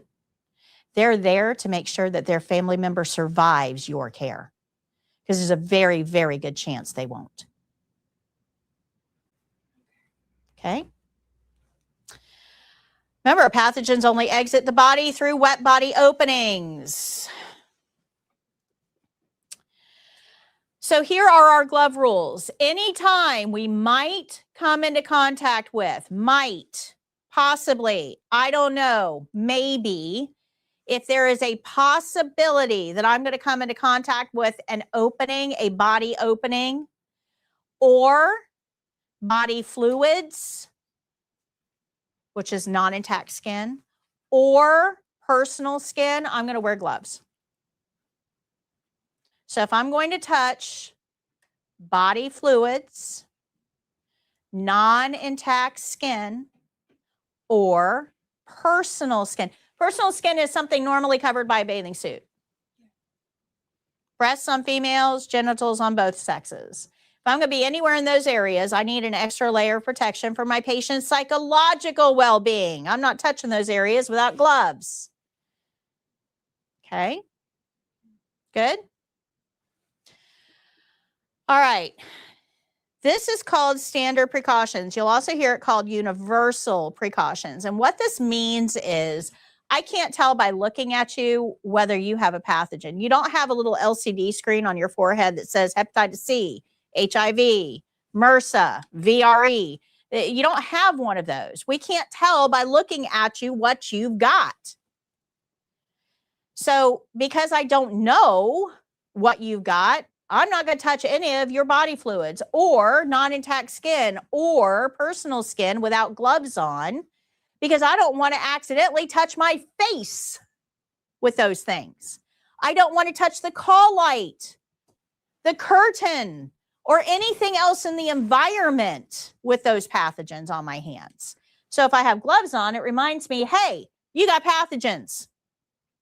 Be careful about what you're touching. Good? But when it comes to gloves, we need to understand that those gloves are only as good as how we use them. Okay? So if I am going to touch non-intact skin, body fluids, personal skin, anything like that, and I decide, okay, this requires this, that's good. I've got that. Okay, I'm going to wear some gloves. Applies to everybody, no matter what we know about them or what we don't. Okay. The first thing those gloves should touch is the patient. So if I walk into a room and I put on gloves and then I grab my supplies and I close the curtain and I raise the bed and I put a blanket on them and I pull down the sheet and I do all these things in the room before I touch their doorways, am I touching their doorways with clean gloves? No. And that is the number one mistake made with glove use. People in healthcare will walk in a room, they put gloves on right away, they touch everything in the room, and then they brush the patient's teeth. They hand them a cup of water. They do wound care on a wound. What about the idea of washing the gloves? Is that just better avoided in general? Yeah, we don't wash gloves. I'm going to explain why in a minute, but we don't wash gloves. Let me back up with that, because there is a gradation here. If you are working in a third world country that does not have access to a glove supply, so if you are with Doctors Without Borders and you're going to Uganda right now to take care of the Ebola outbreak, everybody know about that? Okay. Then they don't have warehouses full of gloves. So those doctors are actively putting themselves in harm's way for the sake of patients, and they are washing their gloves because they simply don't have any other options. So yes, glove washing does exist, but it's not optimal. In America, we don't have that problem. We literally have warehouses full of gloves. You have no reason to wash gloves. Okay, does that help? Yes, ma'am. Okay. All right. So we have to make sure that we're using gloves correctly if we decide to wear them. So if we're going to touch body fluids, personal skin, non-intact skin, we're going to wear gloves. We need to know when to put them on. And our rule here is the first thing your gloves should touch is the patient, not the supplies, not the sheet, not the call light, not the bed controls, not the Kleenex you picked up off the floor. The first thing your gloves should touch is the patient, which means we're going to do all of our prep work first. We're going to get the patient completely ready before we put those gloves on. So that way, when we're touching those doorways, we're not bringing pathogens to them. Does that make sense? Now, once we've touched that doorway, your gloves are dirty. They've got pathogens. So now we've got to be careful about what we're touching with those gloves. Are we going to rub our nose? Are we going to eat with them? Are we going to touch a patient's incision with them? Okay, so we want to make sure that we're paying attention. Once those gloves have touched the patient, what are you touching with those gloves? Good. Good. All right. And then we have to know how to remove our gloves correctly. Now, this is graded on the state exam. If you choose to wear gloves for a skill, the way that you take them off will be graded. Okay. But before we get to how to take gloves off, I want to explain to you that gloves are not the magic suit of armor you think they are. People have this unrealistic expectation when it comes to gloves, and I'm about to just throw it on its head for you. Gloves do not protect you. They are not this. Gloves do not protect you. Have you ever seen a latex balloon, birthday balloon? You go to the Dollar Tree, get it filled up with helium. It bops up against the ceiling for 2 or 3 days. What happens to it after a couple days? Yeah, it deflates. That's right. How does that happen? How does that work? Well, the material that the balloon is made out of, latex, the material, has holes in it. Every man-made material does. It looks solid to the naked eye, but you put that thing under an electron microscope and there's holes everywhere. Now, the holes are pretty small, but when you fill that balloon with helium and that fabric stretches, what happens to the holes? They get bigger.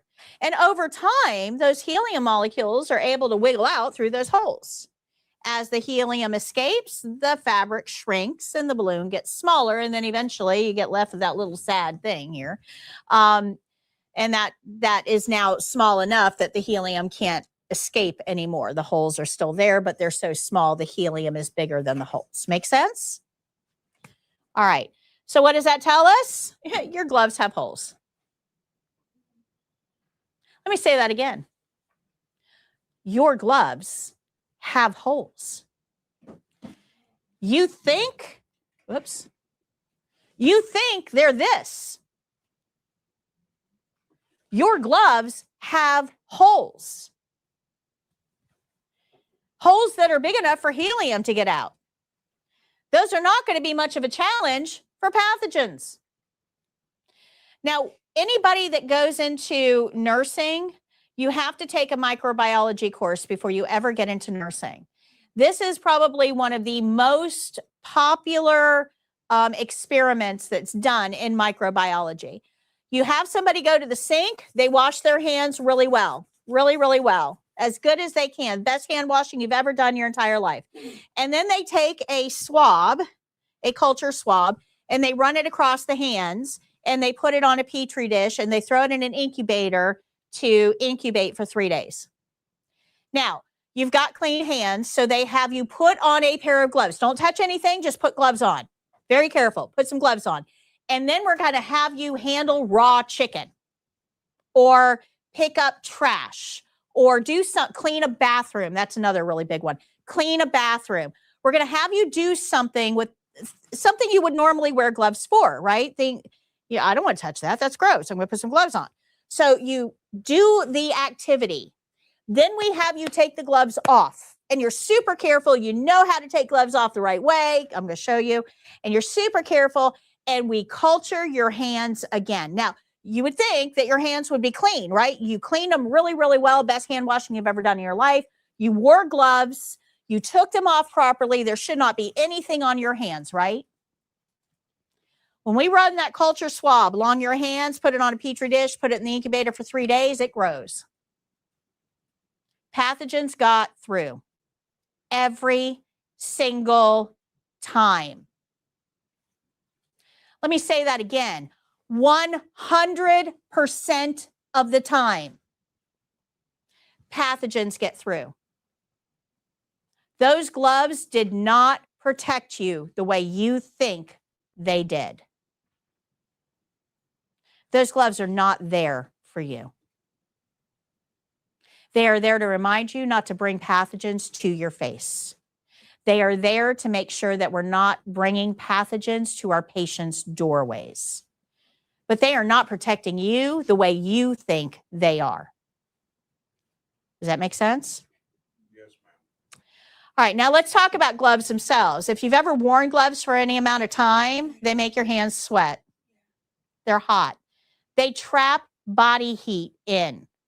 They block out light. So on our hand, under our glove, we have warm, dark, moist. You remember me talking about that on Monday? This is the ideal place for all pathogens. And we now have it on our hand. So we know that pathogens get through the glove, and we know that our hand is the ideal breeding environment for those pathogens. Now, it's important to understand that pathogens don't need little boy pathogens or little girl pathogens to have baby pathogens. Doesn't work that way. All they need is the right conditions, single pathogen, single bacteria, just one. Right conditions, it zips itself in half, and now we got 2. 2 become 4. 4 become 8. 16. 32. 64. 128. 256. 512. 1064. That's just in a few minutes. So gloves do not protect you the way you think they are. And if you wear gloves and you take them off and you do not wash your hands, which is the #1 problem we have with gloves, when you wear gloves, you think when you take them off that your hands are clean. So you skip the hand washing because why? I wore gloves. And what you've done is taken a concentrated batch of pathogens to the next patient. Yeah.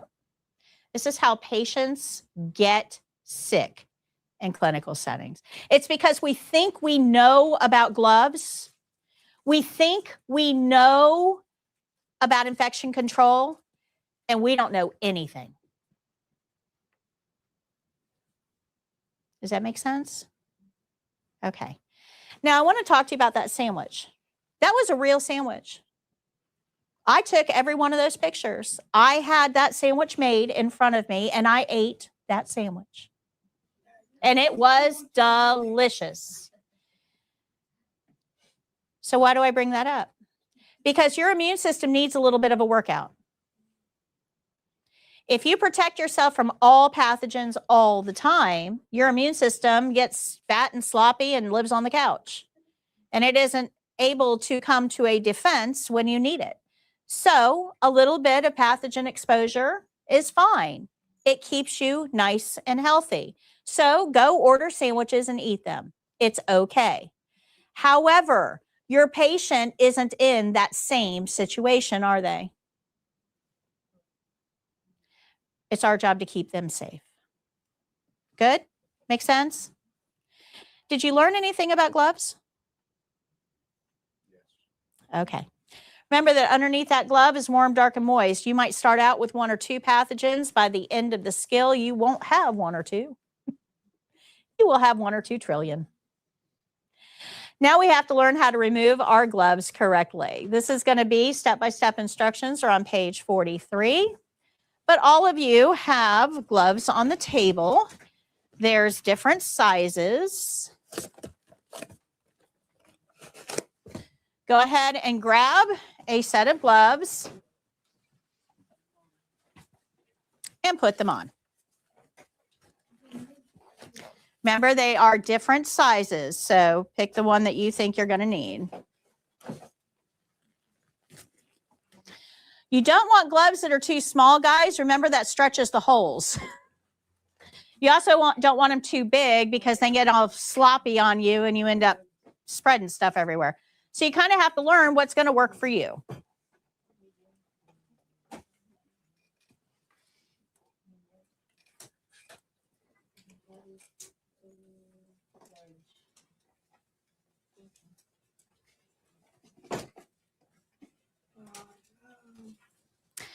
Okay, once you have gloves on, the way that we take them off, dirty glove can touch dirty glove all day long. This is fine, no problem. Dirty glove cannot touch skin.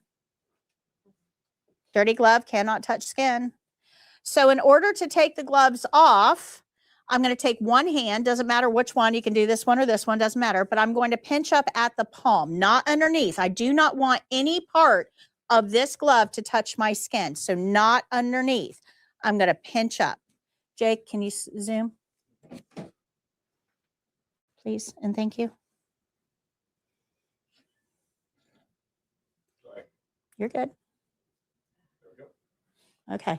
So we're going to pinch up at the palm here and pull this inside out all the way off and then wind it up in this hand. You don't want it to wave about and contaminate other things. You want control over it. Remember, it has pathogens. Now, this hand cannot touch the outside of this glove, not at all. So I have to go underneath. Now, what a lot of people do, be very careful. Don't do this. Do you see what happens here?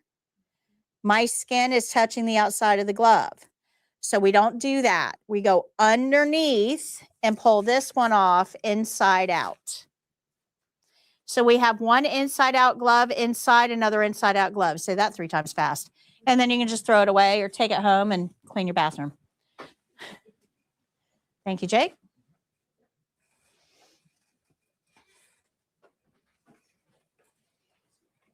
Questions? What do you think you should do after you remove your gloves?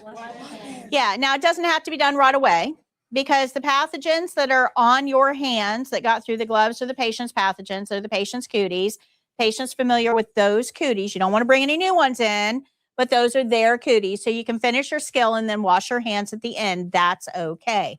But don't neglect washing your hands thinking that they're clean because you wore gloves.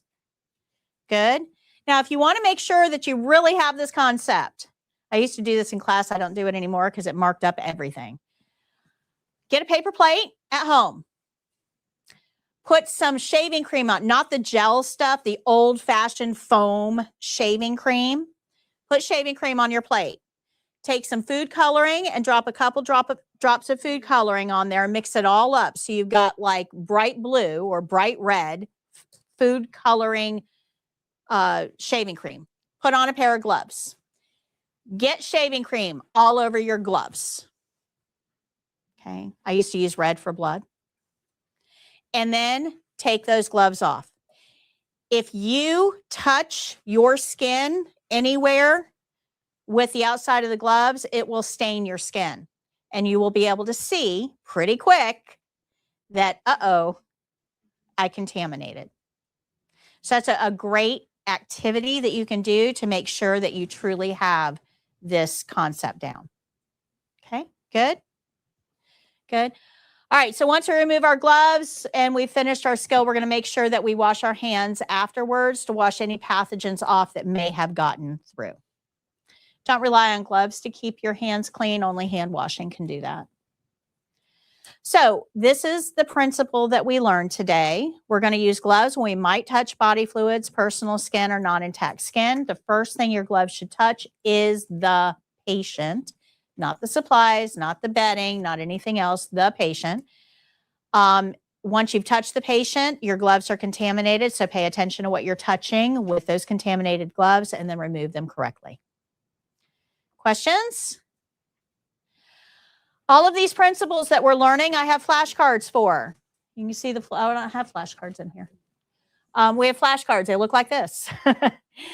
In these flashcards, there's 54 of them, but in the flashcards are these principles that we're learning. We also have all of the skill steps that we're going to be getting into shortly and all of the supplies you need for each skill. While you're enrolled in the class, you can purchase these from Jake for $14.99. If you go onto my website, you'll see the $30. So for you guys, you can purchase them at a discount up through graduation day. If you don't want to pay $14.99, make your own. But you should have flashcards for these things because this is what you're going to need to know on the state exam. Good? Questions? Did I go too fast for anybody? Is anybody lost? I'm only 4 minutes late today. Imagine that. That's pretty good. All right, we're going to go ahead and take our break. You will come back in 15 minutes and we're going to get into our very first skill.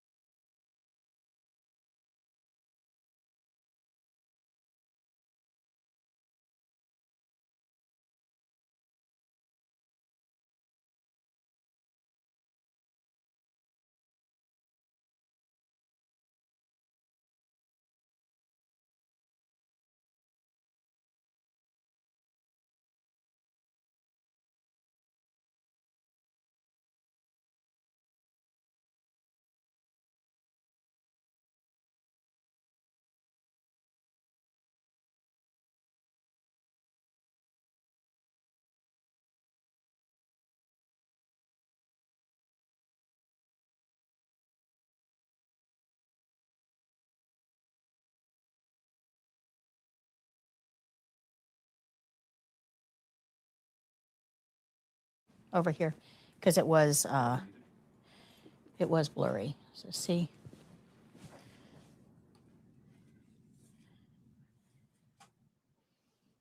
Good. Okay. Thank you. Focus issue. Thank you.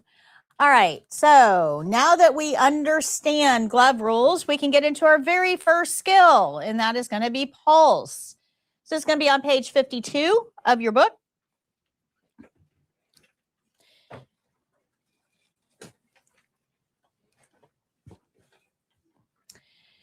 If we look down the side here, we can see all of the principles that are going to be involved in this particular skill. So we see that we're going to follow the care plan. We're going to do our opening. We'll evaluate if we need gloves. We have to do some pulse specific steps, and we're going to do the closing. So this is kind of a shorthand view. All of those are spelled out for us here. They're all spelled out for us along here. So if we do each one of these, we will get a perfect score on the state exam. Okay. Now, this is the short version of the skill. So this is our peanut butter and jelly version, right? 4 or 5 steps, just kind of cut to the chase, the basics. We have a video on this. And then down here is our skill-specific or test-specific information. Somebody with your level of experience should be able to do this skill in 5 minutes or less. This is going to be done on another live testing student. That person will be positioned in bed, and charting is required. Now, the next 2 icons is going to tell you a little bit about normal values. So normal values for pulse is 60 to 100 beats per minute. That's what we hopefully will get. 60 to 100 is normal. If we got less than 60, let's say we got a pulse rate of 48, what do we do with that information? Report it to the nurse. If we got a value of 127, what would we do? Report it to the nurse. That's right. For the exam, your pulse rates might be just a little bit higher than normal because your person that you're doing it on is testing. And what do you think anxiety does to pulse rates? Makes them higher. Your patient might also be anxious, but there's some other things that affects this as well. Things like activity, eating, drinking, whether they're cold or not. There's a lot of things that can affect a pulse rate. It's not our job to try to figure out which one it is. It's our job to recognize that it's not in normal limits and report it to the nurse. But we, in general, want to make sure that we're taking a pulse with our patient in what we call a basal state or a at-rest state. So usually that means 10 to 15 minutes of not doing anything. We want our patient as calm and boring as we can get them. So if they just came back from lunch, just walked in the room, that's not really the time to take vital signs. We should let them sit and relax for 10 to 15 minutes before we take their vital signs. Make sense? In general, vital signs are generally taken at the same time for each reading. So if we have somebody that's getting a daily pulse, we want to take the daily pulse around the same time every day. Okay? And to reiterate on the test, you are not allowed to have your own watch, correct? You can wear a watch for the test. It's okay, but it cannot be a smart watch. So it has to be just a basic, normal, old-fashioned, hands that go around watch or a digital one. Can't be a smart watch. But for the exam, there's going to be a clock right above the bed, and that's what the evaluators are using, and you are welcome to use that as well. Okay, so you don't need a watch. Good? Good. Now, for the exam, you can be off by 4 beats in either direction and still be considered within limits. So that means if the evaluator got 76, okay, that was the reading they got. If you got 72, 73, 74, 75, 76, 77, 78, 79, or 80, you are considered accurate. That is a huge margin of error, guys. Huge. 4 beats in either direction. 4 beats in either direction, you are considered accurate. If you got 38 and the evaluator got 96, that is not accurate. If you got 72 and the evaluator got 76, that is accurate. So when they take the pulse at the same time as the We're going to talk about that in just a second. I'll explain that. All right, if you go to page 53, this is going to give us step-by-step instructions. At the top of the page is our care plan. This is the testing care plan. This is what you're going to be given. We have step-by-step instructions here that tell you exactly how to do this skill. We have a sample of the documentation sheet here. You've got your supply list down here. And then you've got some review questions to make sure that you understand this concept. So let's look at the care plan. The care plan for this skill says patient will be lying in bed for skill. Take the patient's radial pulse measured at the wrist for 1 full minute and record your readings. How long are we counting for? 1 full minute.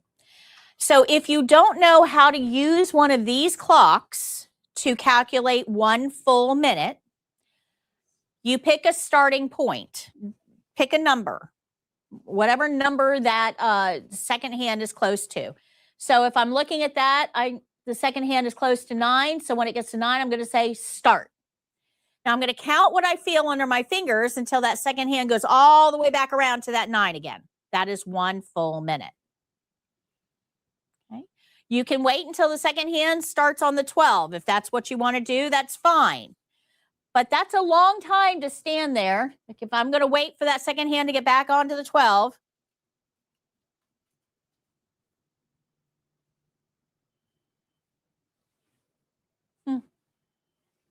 Where do those evaluators want to be?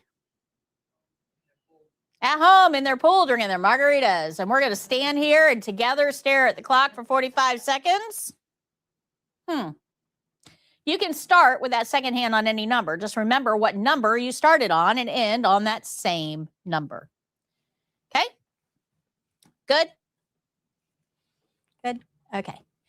So this is the checklist for pulse. We have to get all of these things checked off.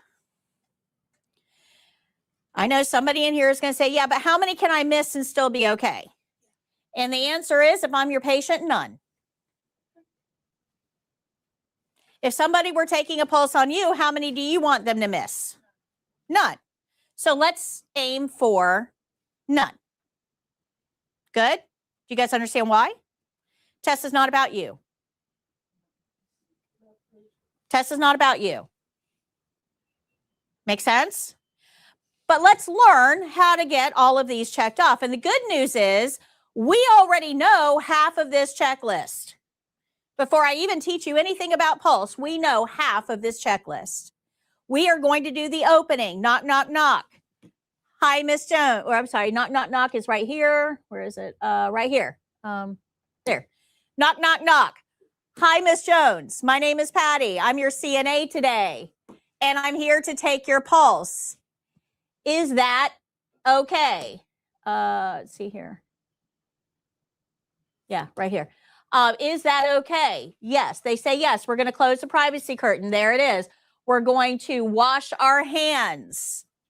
And then we're going to take the pulse. And then that's these right here. This is all we're getting for pulse.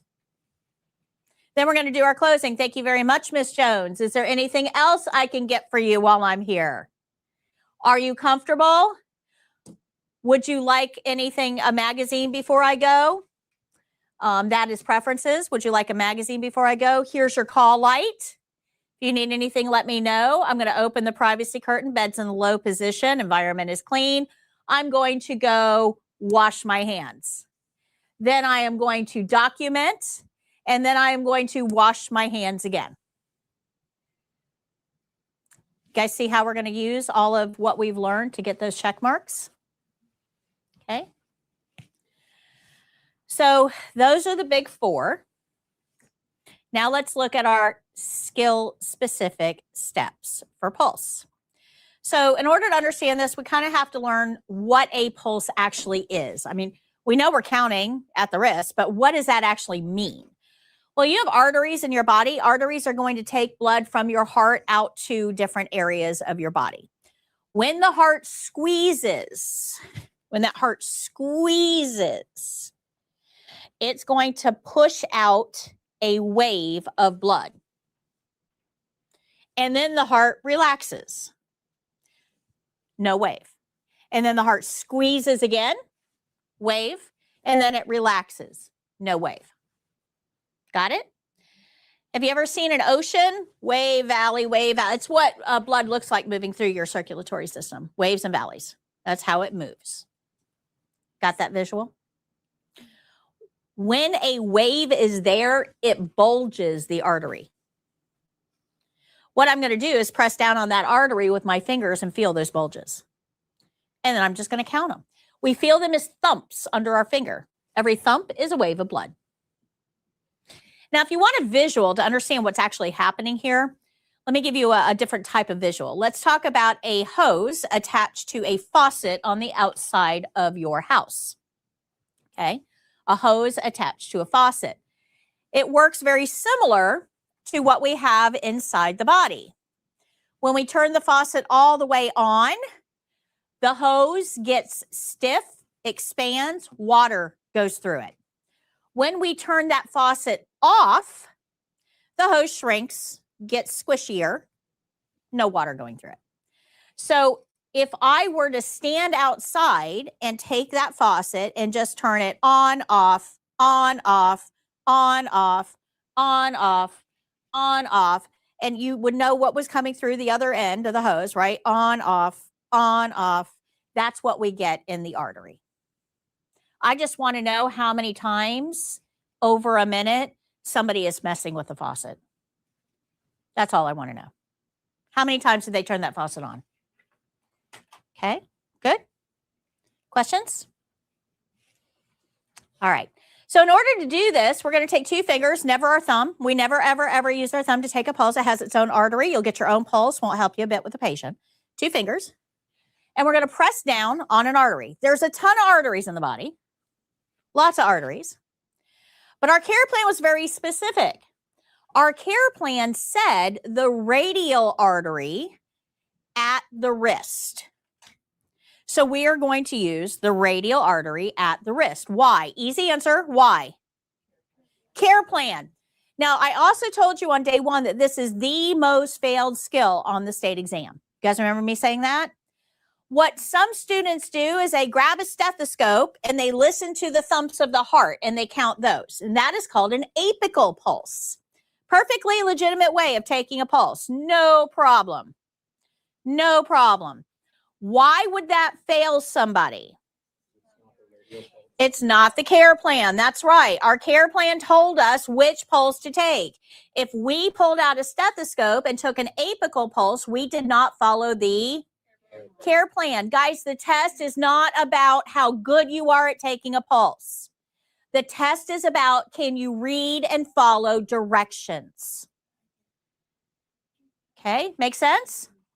Once you understand that, once you get that concept, this test becomes super easy. Super easy. But there are some other pulse points in the body. We have the radial at the wrist. I'm going to show you that one in a minute. We also have the brachial, which is on the inside aspect of your, this is called the antecubital space, or the inside aspect of your elbow. We have an axillary pulse, which is on the inside of your armpit. We use that one with kids quite often because kids have a lot of fat on their arms and it's hard to feel the arteries because the arteries are teeny tiny, they're babies, and they have a lot of fat there. So the axillary ones tend to be a little bit easier to obtain. We also have femoral, which is in the groin. We have popliteal behind the knees. We have dorsal pedalis on the top of the foot. And we have some other pulse points too, but those are the main events. For the exam, it's going to tell you radial pulse at the wrist. And that's the one we are going to focus on. Good. That is also the one that CNAs use the most often. Because if I come up, oh, I'm sorry, there's one more. I forgot about the big one. The carotid up here at the neck. Now, a lot of people know how to take a carotid. If you've ever joined a gym and had a personal trainer for a day leading you around, showing you how to use the equipment and stuff, they taught you how to take your pulse so that you can identify whether you're meeting your maximum pulse rate target and all that. So most people know how to take a carotid. If you don't, when you take the CPR class, you will learn. Everybody needs to know how to take a carotid pulse because that's how we find out if our patient is dead and needs CPR. Okay, so it's something you will learn. But as a CNA, we don't use the carotid unless we think our patient is dead. And the reason for that is this. I'm going to borrow you for a second. You stay there. If I told you I need to take your pulse, is that okay? And I do this, how comfortable are you? Not comfortable at all. If I put my hands around somebody's neck to take their pulse, their heart rate is going to spike. Because why are you choking me? This is not normal.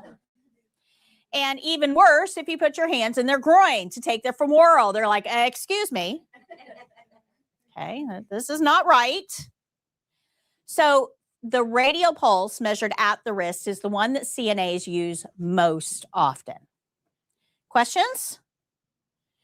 But we always follow the care plan because we may have a situation where we need you to take a pulse in a different location for whatever reason. We follow the care plan for that patient. Good?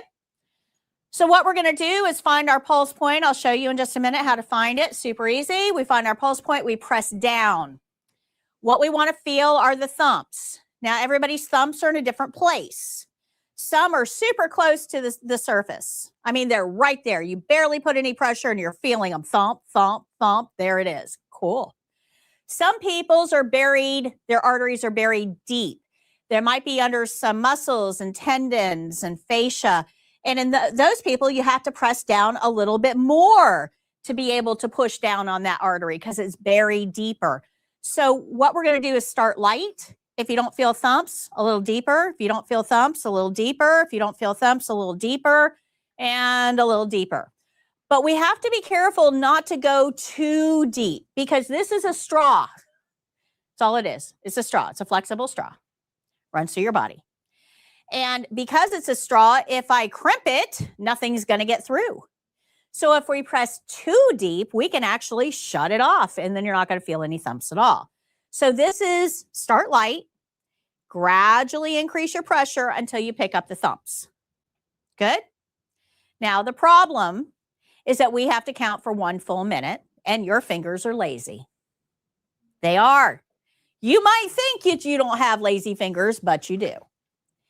If you put your fingers here and you felt the pulse and you picked up the thumps and you looked at the clock and you picked your starting point and you said start out loud and you keep your fingers here over that minute, which is a long time, guys. You have no idea how long a minute is. You're about to learn. Over that minute, your fingers are going to relax and you will lose the thumps. So an important part of taking a manual pulse is once you find the pulse, you put your thumb on the backside to hold consistent pressure. Okay, so your thumb has a job to do. It's just not going to take the pulse. It's going to hold pressure. Make sense? Good? All right. So when we're taking the pulse, we need to support the arm. Don't have the arm hanging out in midair. That elbow needs to be on something, a table, a bed, something. Don't have it in midair because what happens is when you hold an arm up like this, in fact, for the next minute, hold your arm up like this. It won't be a problem at first, you'll be able to hold your arm up there, but over a minute, that arm gets super heavy. And what happens is that heart has to pump more blood to those muscles to keep your arm in this position for a full minute. So that makes the heartbeat speed up because now we need more blood to hold our arm up. Make sense? Okay, put your arms down. All right. So we want that elbow supported on a surface. We're going to use 2 fingers, not our thumb. Now, the radial artery is located at the top of the thumb side of the wrist, and we want to be near those lines. If you're too far down here, you're not going to feel it. That artery dives way down in. We want to be way up here where the thumb and the wrist join together. There's lines. Look where your wrist moves, right? These lines is where we want to be. Good? Everybody with me? Okay. So where is it?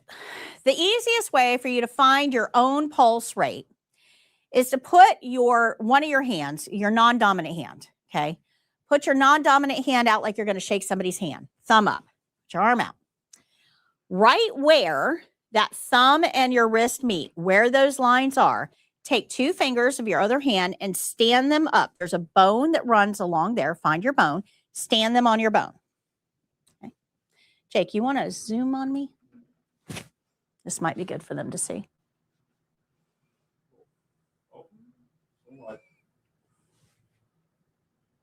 That's good. Okay. So we have our hand out like we're going to shake hands. We have a bone that runs right across the top. We're going to stand our fingers up on that bone. And then we're going to roll them forward and put our thumb on the back. And that is where the pulse is. Okay.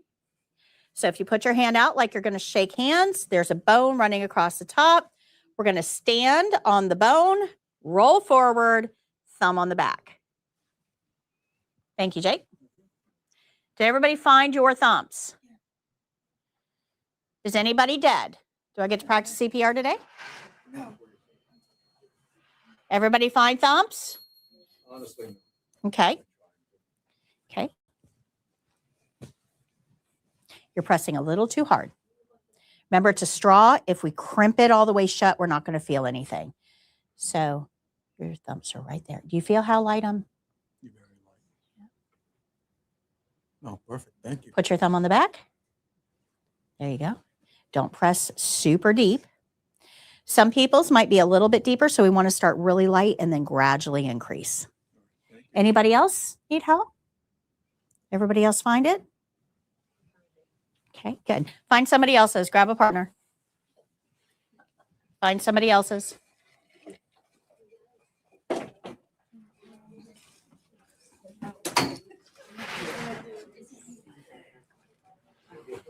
Perfect.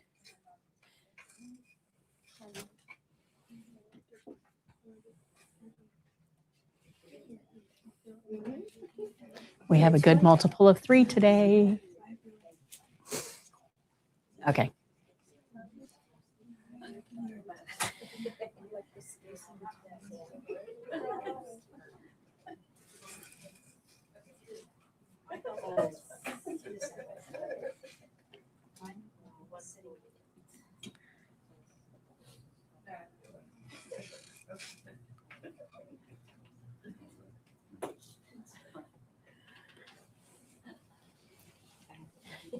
You're a little too close to the center. We want to be a little more up here.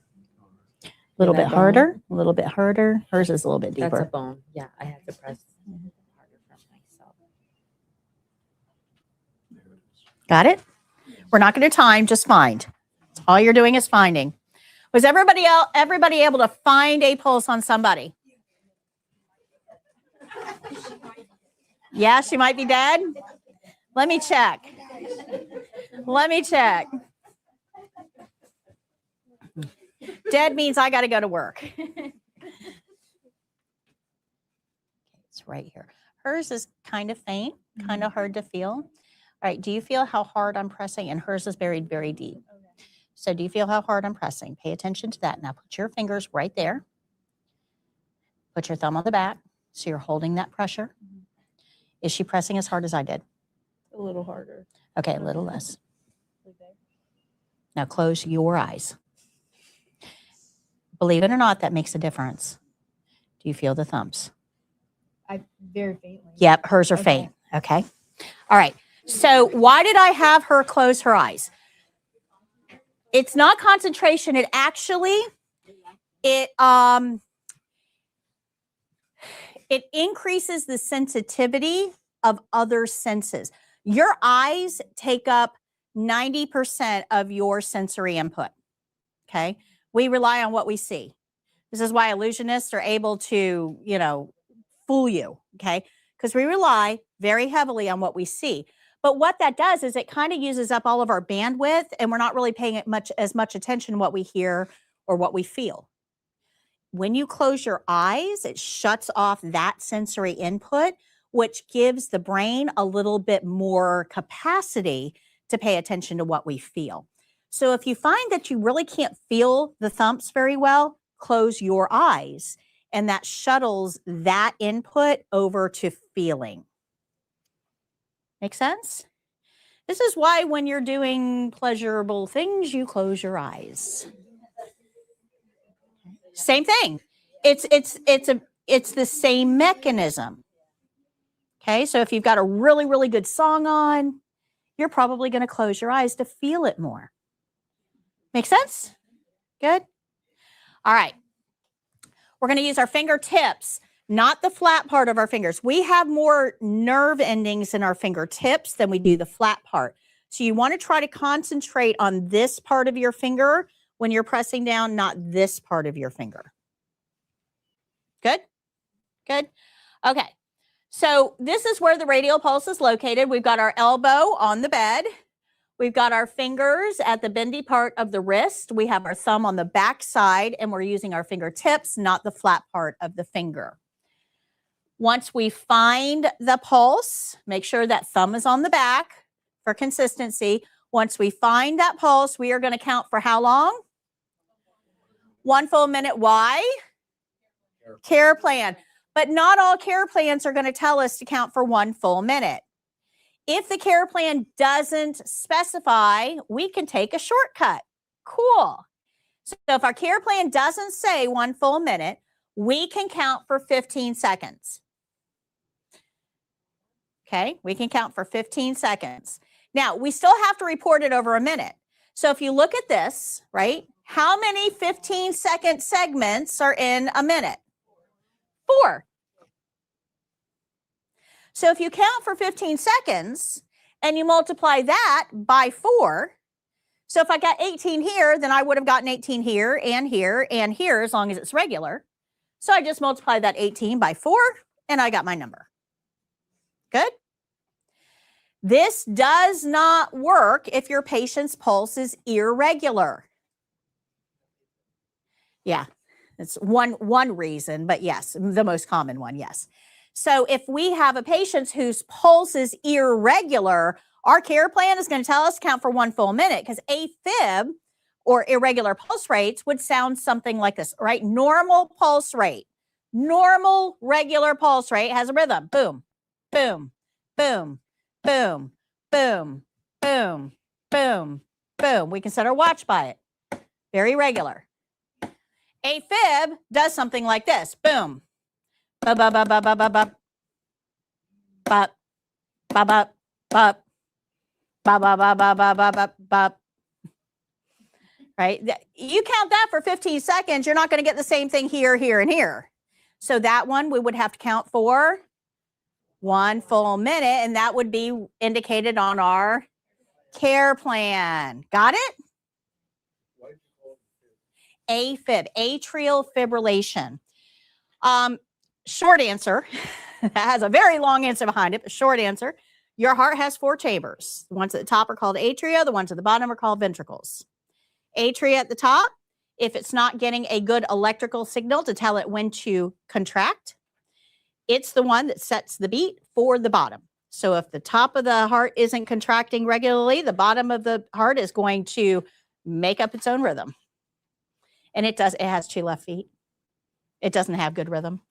So we end up with that bump, bump, bump, bump, bump, bump, bump, bump. Okay. It's just the bottom of the heart has 2 left feet. Okay. Top of the heart is not doing its job. You're welcome. So we can take a shortcut, 15 seconds, multiply that by 4 to get your full reading, if the care plan does not say to count for 1 full minute. And that's perfectly okay. It's legal. We're allowed to do that unless our care plan says. Good. Normal is between 60 and 100. Anything outside of that gets reported to the nurse. Does 101 get reported to the nurse? So even just a little bit outside would still get reported. Now, this is very interesting for CNAs because sometimes you'll go to the nurse and you'll say, this patient's pulse rate was 56. And they go running down the hallway. And you're like, wow, that must be important. And then you go to the nurse, very next patient, and you tell the nurse, hey, that pulse rate was only 38. And she says, okay. Now, wait a minute. Why did she run for 56 and she didn't run for 38? What is going on here? That's because everybody is an individual, right? Everybody's different. Well, people that have cardio jobs or cardio activities that they participate in pretty regularly, those heart rates are normally very, very low, very low. Like Lance Armstrong, like the Tour de France guy, his heart rate, resting heart rate's like right around 38. We don't break a sweat over that. We're like, oh yeah, cool. Why? Why would that? Well, because when you do cardio, now I'm not just talking about 15 minutes a day on, the treadmill. That's not what I'm talking. I'm talking about these are serious cardio, like 10, 12 hours a day, every day on cardio, right? Cardio, that word means heart. That's what cardio means, heart. So if I go to the gym and I stand there all day, every day, 10, 12 hours a day, and I do bicep curls, and that's all I do is bicep curls, right? I would have, clearly I don't, I know, but I would have biceps to kill for, right? My biceps would be like, whoa, right? Because that's the only muscle I'm working. The heart is a muscle. So when we do cardio all day, every day, and that's the only muscle we work on is the heart, can you imagine how big and strong that heart is going to get? So when that heart squeezes, it pushes out a huge wave of blood, like whoosh, right? So now it doesn't have to beat as often because each one of those is a tidal wave. Make sense? Now, on the other side of the spectrum, we have bodybuilders.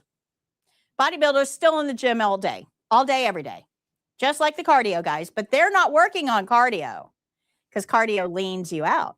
They're working on skeletal muscle. They're standing in front of the mirrors, doing the biceps and doing the lats and all the exercises, right? They're building their skeletal muscle. That makes that skeletal muscle grow, which means we need more blood. We have more to feed, but we didn't work on the pump to feed it. So that means that our heart has to beat faster to push blood to all of these places because our heart isn't as strong as the cardio people. Does that make sense? So cardio guys, they usually have a really low heart rate. Bodybuilder guys, they usually have a higher heart rate. Now, when you go to the nurse and you say heart rate of 38 and she doesn't go running, it's because she did an assessment and she knows what makes that patient a little bit different. Good? Make sense? Pretty cool, right? All right. So now we know all of our rules. Let's put them all together and we're going to use them to get our checklist checked off. So we're going to follow the care plan. Care plan says count for 1 full minute. Care plan told us to use the radial pulse, and we cannot use our thumb. We're going to do our opening. Knock, knock, knock. Hi, Miss Jones. My name is Patty. I'm your CNA today, and I'm here to take your pulse. Is that okay? Close curtain, wash hands, get my supplies, and I get all of those check marks. We're going to evaluate if we need gloves. We might, if the patient has an open body sore that I'm going to be in contact with. If the patient has no open sores and I have no open sores, I don't need gloves for this. But I do need to wash my hands before, and I definitely need to wash my hands after. But I don't need gloves to do the skill, but I still have to evaluate. Good. We're going to support the patient's arm. We're not going to take the patient's, we're not going to use our thumb to take the patient's pulse. We're going to use our fingertips. We'll count for 1 full minute. We're going to say start and stop, which I'll explain in a minute. And then we're going to do our closing and get these check marks. Thank you very much, Miss Jones. Is there anything else I can get for you while I'm here? Would you like a magazine before I go? Environment's clean, bed's in low position, and you're covered. Here's your call light. I'm going to open the curtain, wash my hands, document, and wash my hands again. And that is the entire skill. Now let's talk about the evaluators portion for this. Your patient for the test is going to be in bed, live person. We just put you in the bed. You get to pick which side of the bed you want to be on. Your choice. Now you're going to find out in a minute that you do have a preference. You do have, you don't know you have one yet, but you do have a preference. You want to use your dominant hand. Well, if I'm going to take this patient's pulse and I'm on this side of the bed, this is my dominant hand. And I need to keep the elbow on the bed, right? But I don't have to bend over to do this. A minute bending is a long time. I can elevate the forearm. As long as the elbow's on the bed, we're good. And I can find the pulse. Now, this is very, very natural for me. Whoops, don't do that. This is very natural, right? And my fingers sit right there. This doesn't feel awkward at all. I'm good. Now, if I were left-handed, this is very awkward, isn't it? This just doesn't look right. So what I could do is take this hand and do a guitar hold. So I can go from the bottom to find the pulse. Perfectly okay. Good. So you can get the pulse from the top. You can get the pulse from the bottom. Depends on what you're comfortable with. That's fine. But if I were left-handed, it would be more comfortable for me to be on that side of the bed. Got it? So believe it or not, the side of the bed matters. And for the test, you get to choose. So figure out where you want to be. Now, the evaluator is going to go on the other side of the bed. And they're old nurses. They've all been in healthcare forever. They've got this down. They can work on either side. Not a big deal. Okay, so they're going to take the leftovers. You get to choose which side of the bed you want to be on. They will do the leftovers. Now, you are going to have the patient's arm out in the open so they can see that you are putting your hands on the right artery, right? Because you're being graded. But those evaluators, they are going to take the pulse like this, not to give you any hints. Okay, good? Make sense? If the bed is in lower position like that, You can raise the bed to a comfortable working height if you want to, yes. And we're going to talk about that a little bit more in a little bit. But yes, this bed, you raise it with a crank at the bottom. You just crank it forever, and it does go up. But if you raise the bed to a comfortable working height, you must lower it at the end of the skill. And if you forget to lower it, it's an automatic fail. Automatic fail. We'll talk about why in a little bit. Okay, so everybody got this? Got this? Okay. We're going to watch the video on this. Now, when you see the video, you actually get to play along with the video. The way that I made this video, I sat down and tried to think, how can, I mean, a video you're just watching, right? How can you be involved in this if I'm taking a pulse on a video? So what I did on the bottom of the screen, you'll actually see the words get bigger and smaller. Each time it gets bigger, that's a thump that I'm feeling under my fingers. So if you count that, 1, 2, 3, 4, you're counting what I'm feeling. See if you get close to the same number that I do. Okay? All right, Jake.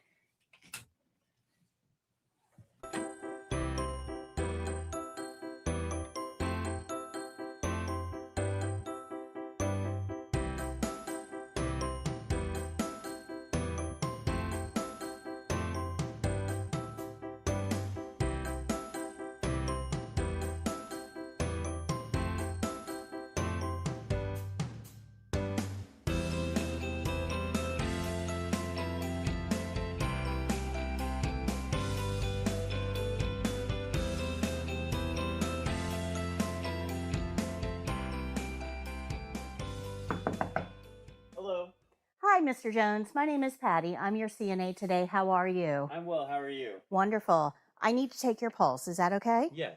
I'm going to close your curtain for privacy. Let me go wash my hands, and I'll be right back.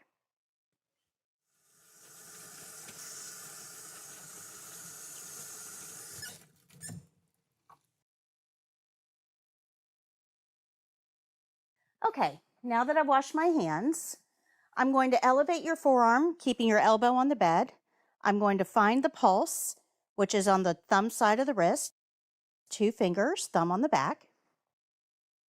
And this will take me about a minute. I'll need you to remain quiet during that time, but I'll let you know as soon as I'm done, okay? Pick a starting point on the clock. Ready, set, start.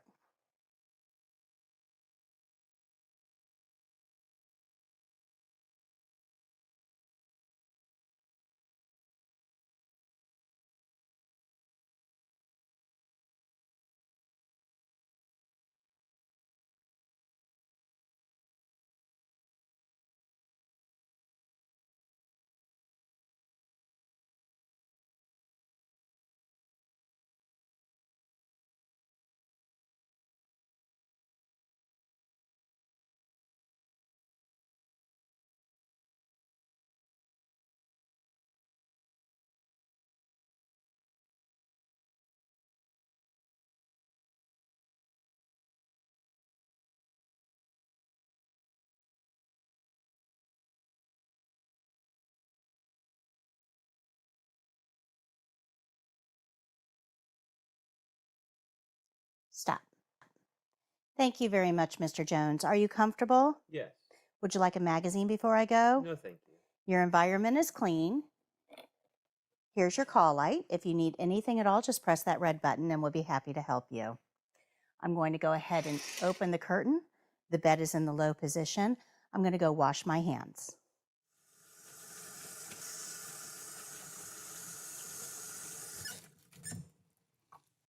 In Florida, you would count with the second evaluator at this point. For the purposes of this demonstration, I'm going to document and wash my hands.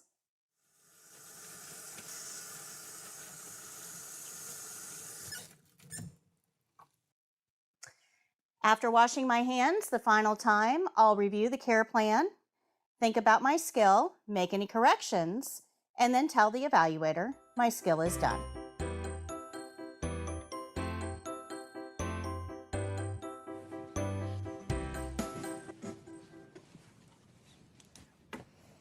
Okay. Any questions on that? Any questions? All right, let's move on. We're going to learn how to dress a resident. Oh, real quick, I forgot to mention this. This care plan is only for this patient. That's it. This patient has a different care plan. This one we use a pulse ox on, that little clothespin thing. This patient has a different care plan. For her, we do the 15-second count and multiply by 4. This patient has a different care plan. The nurse takes his pulse rate. There's 2 questions here. Yes. Wait a minute. Why did she wash her hands twice? Okay. For the exam, our graded checkpoint is end skill with clean hands. So hand washing is always the very, very, very last step that we do. But we also have to have clean hands to document, because this pen goes in your pocket. It goes home with you at the end of the day. You cannot touch this pen with soiled hands. So you wash your hands, you document, and then you wash your hands again, because we have to end skill with clean hands. And Chelsea asks, are they going to have care plans to follow during the clinical exam? Yes, yes. You will get a care plan and you will follow that care plan exactly. Care plans will probably be given to you in a form that looks something like this. It'll have the skills listed with each care plan itself. The evaluator will read it to you, and then you will be given that care plan. You can hold it, you can use it throughout the entire test. Refer back to it as often as you need to. Any questions in here? What was the You're welcome. If you are confused about those two things, make sure you go back and watch class 1 that was last Monday, because I went over all of that in detail in class 1, and it may clear up some things for you. All right, so let's go to page 102. We're going to learn how to dress a resident with a weak arm.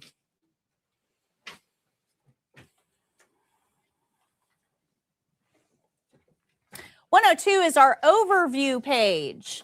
So down here, you can see all of the principles involved, and they're all spelled out for us here. Boy, are there a lot of principles. Wow, that looks impressive, doesn't it? We already know half of them. We know to follow the care plan. We know how to do the opening. We know to evaluate if we need gloves, and we know the closing. But we still have a little bit of learning to do before we can master these principles to learn how to do this skill. Sure. How many hands on clinical do they give you? How many hands? I think you're referring to how many skills during the clinical do they give you potentially? Okay. Chelsea, if you can clarify that for me, that would be helpful. Hands, if you're talking about for pulse, you're just going to take the pulse on one arm. In Florida, you will take it twice, though, once with each evaluator. I'm not sure if that's what's helping. If I'm wrong, then clarify. Okay. So down here is our test-specific information. Somebody with your level of experience, which is none, should be able to get somebody dressed in 14 minutes. Way more time than you need. Way more time than you need. This is a mannequin skill. This is our first mannequin skill. So you will actually be doing this skill on a mannequin, not a live person. Like, how many clinical tasks do they give you? In Florida, it's 3. Other states have different testing standards. So in Florida, it's 3. All right, so you're going to talk to this mannequin just as if she were a real person. You're going to say hello. You're going to tell her what you're doing. You're going to ask her if that's okay. You're going to talk to her just like she were a real person. The evaluator will play the voice of the mannequin for you. Okay. That mannequin will be embedded at the beginning of the skill. Charting is not required for this. Let's take a look at our step-by-step instructions on page 103. We have a care plan at the top, step-by-step instructions here. Along the bottom are our supplies. I want you to pay attention to number 11. It is bolded for you. And it's USA first, undressed strong arm first. We're going to talk about that in just a minute, but understand that if it's bolded, it is a critical concept for you to get. So let's look at the care plan. The care plan says, dress the resident in a long sleeve. Stop there.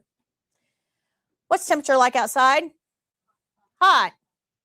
If you read that and you are in Florida and the AC isn't working all that great and it is hot in the facility and you've been running around like a chicken with your head cut off, taking care of way more patients than you have time for, you are probably going to be hot. Now, you look at that care plan, it says dress the resident in a long sleeve. Your brain is likely to go, nope, too hot for that.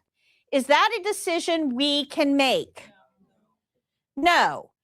What does the care plan say? Long sleeve, period. End of discussion. You do not get to override the care plan. I don't care what you think.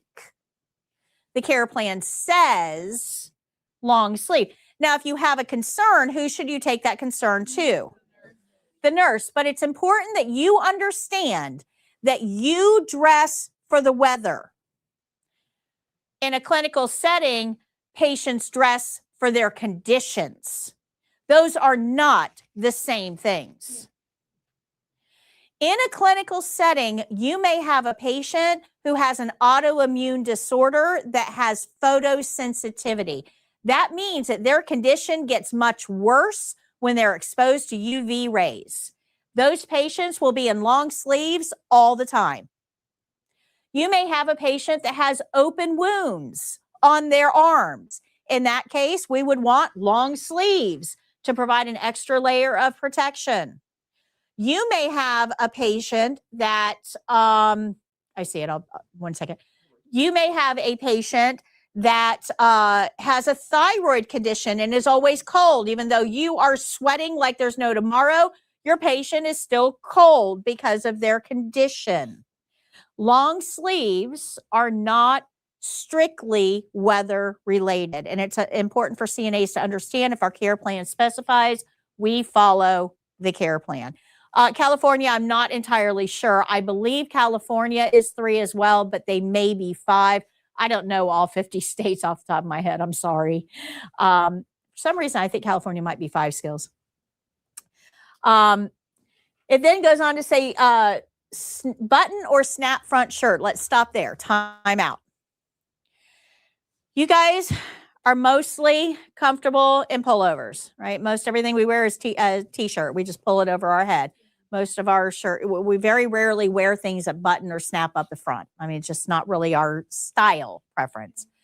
But when we have a patient with a weak arm or affected mobility or even is paralyzed on one side, we don't dress top down. We dress side to side. So those patients have been told, go get button or snap front shirts, or we tell the family, go get button or snap front shirts, and we dress side to side. Make sense? Okay, so remember that clothing choices your entire life have been built around the way you feel, what you think, and the weather. This is not that. So don't confuse your clothing choices with our patient's clothing needs. Okay, good? Okay, it also says pants and socks. Nothing special there. Put pants and socks on them. Nothing special there. The resident is lying in bed and has a weak right arm. You probably want to underline that, weak right arm. We need to know which side is weak, because that's going to affect how we dress and undress. Which side? Says the resident is not able to help with dressing, and after dressing, leave the resident in bed. So that tells us what to do afterwards. This is our checklist. We are going to use all of these to check off all of these, but we have to learn a few first. We know skill rules, opening, glove rules, and closing, but we have a couple that we're going to have to learn before we can do this skill. And where we're going to start is on barrier. These principles, these things that we're learning are not on the care plan. Notice the care plan doesn't tell you whether you need gloves or not. Care plan doesn't tell you to knock. Care plan doesn't tell you to give the patient a call light at the end of the skill.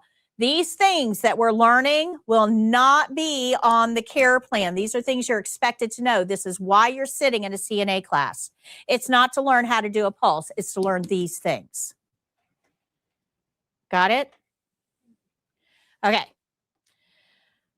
Yeah, I just went over that. Okay. So let's go to page 84 to learn about barriers.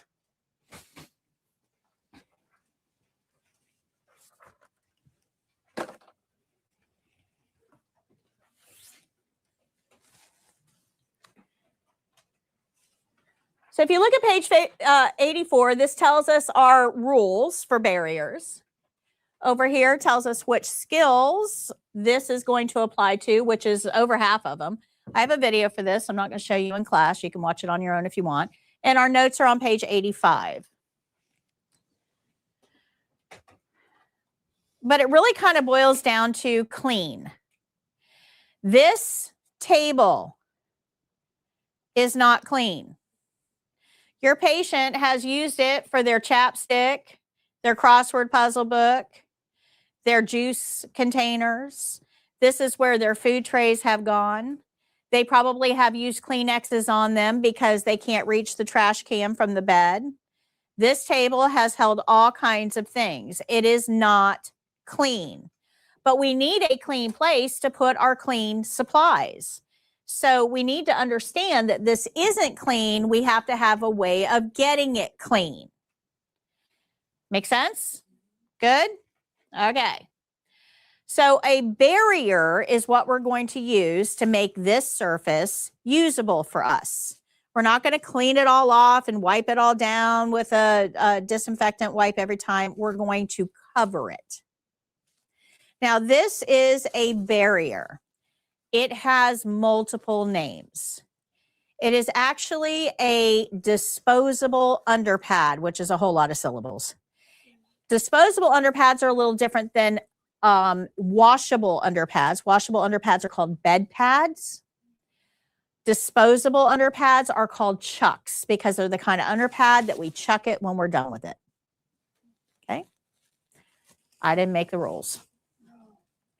So this is a chucks. A chucks is used because it has a waterproof side as well as an absorbent side, which will be important in just a minute. So remember our opening. Hi, Miss Jones. My name is Patty. I'm your CNA today. I'm here to get you dressed. Is that okay? Awesome. Let me close your curtain. Go wash my hands. So now I have clean hands and I'm going to get my clean supplies to put them on the table, right? So I've done my opening and I've washed my hands. So what wasn't washed though is my uniform. I washed my hands, but this uniform has leaned up against this bed. It has knelt on the floor to do foot care or to empty the drainage bag. It has brushed up against this curtain, and we know that's not clean. This uniform is not clean. So when I get my supplies, I gotta remember to do my buttons here. When I get my supplies, I can't hold those supplies up next to my uniform because if those supplies are pressed against this uniform and the uniform is not clean, now my supplies are, yeah. So we wash our hands and then we go get a barrier. That is the first thing that we do. If we try to get the barrier at the same time we get everything else, I need 2 hands to unfold this and put it on the table. So I'm going to end up holding everything against my uniform while I try to spread this out, and that contaminates them. Does that make sense? Good. So we get the barrier first because we need 2 hands to spread it out. Don't let supplies touch your uniform. That's important. So to avoid contamination, we get the barrier first and then go back and get the rest of your supplies and put them on the barrier. Questions? Questions? That could be a written test question. Why can't you hold supplies against your uniform? Okay. That keeps your supplies clean to use on the patient. So 1, 2, 3, get the barrier first, put the barrier on the table, get the rest of your supplies and put those on the barrier. Questions on that principle? Boy, that was easy compared to glove rules. Easy.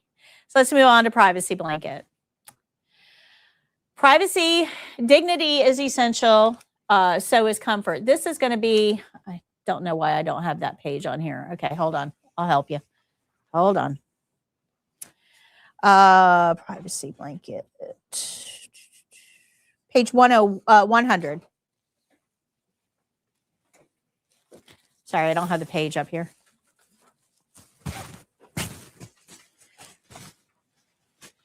When we are going to expose our patient in any way, we have to think about dignity. We don't want to expose our patient unnecessarily, but we also have to think about comfort. And this is something that CNAs don't often think about because we are running around, we are very active, we are fully dressed, we are upright. Our temperature perception is completely different than our patients. They're laying down. They're not active at all. They're in a thin hospital gown covered by a sheet and not much else. Their temperature perception and mine, not even on the same planet, even though we're in the same room. Make sense? But we don't really think about that when we're going through our day-to-day. We just assume I'm hot, everybody's hot. They're not. Make sense? Make sense? So this is where privacy blankets come in. Privacy blankets are used. Privacy blankets are used not just for privacy. They're also used to keep our patient warm. Now I want you to look at this person for a second, okay? Let's imagine this is your very favorite family member, whoever that is in your life. Now you're feeling pretty bad because they're stuck in this bed. They're not at home. They're not upright. They're not engaging in all the activities they normally engage with. This is not normal for them, right?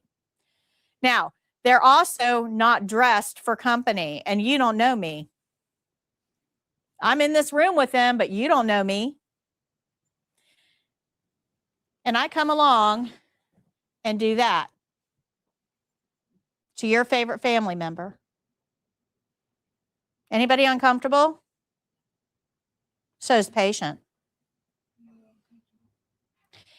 I'm going to get this patient dressed. I know I have to get to their legs, but this is unacceptable.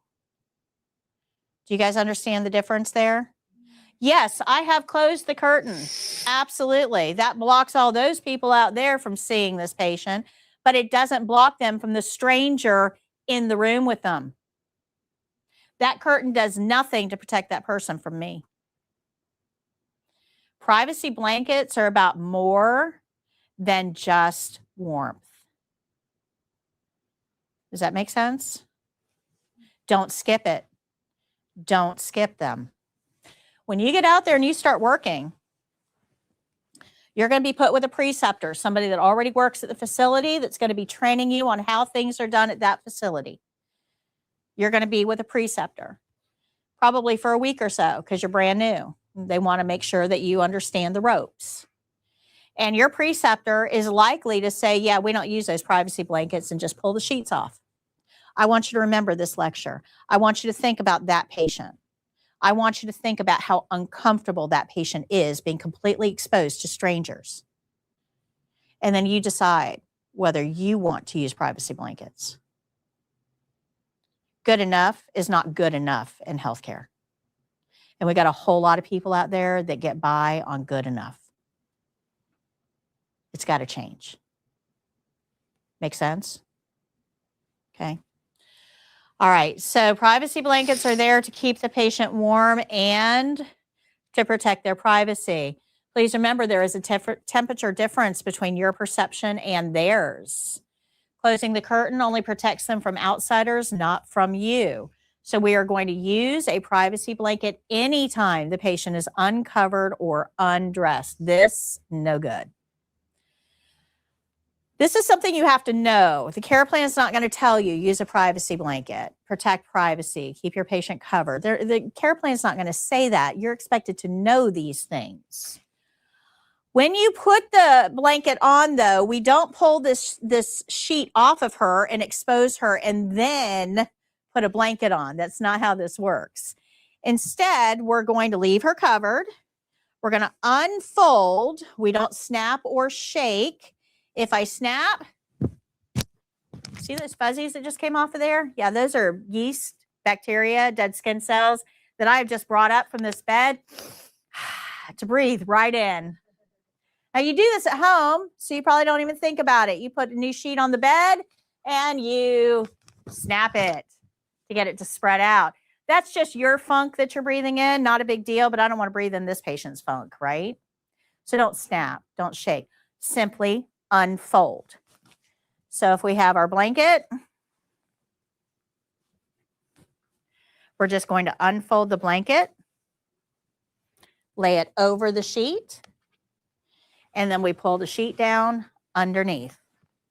That way your patient is always covered with something, but it allows me to put the socks and the pants on without that sheet being in my way. Good? Now at the end of the skill, if I wore gloves, now remember I'm only wearing gloves if I'm going to be touching body fluids, personal skin, or non-intact skin. So that means my gloves are yucked up at the end of the skill, right? Otherwise, I wouldn't be wearing gloves. Make sense? So I'm only going to wear gloves if I'm going to touch yuck, which means after I've touched yuck, my gloves are yucked up. Good with me? Do I want to touch that sheet with yucked up gloves when that sheet is going to go right up next to her face? No. So if I wore gloves, those gloves have to come off before I pull the sheet up. Not necessarily patient's own cooties.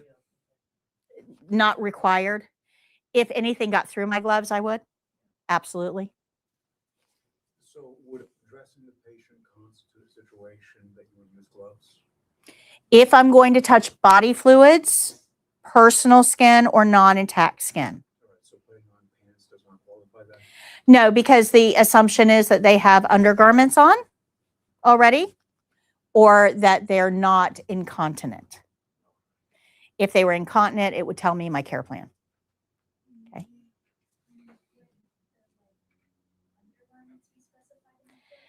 They would be, but this care plan doesn't tell us undergarments, so we're not putting them on. Okay. So let me give you a little secret to the test. The test is structured. Remember I said it's very scientific. There's nothing to chance here. It's way more complex than you guys give it credit for, right?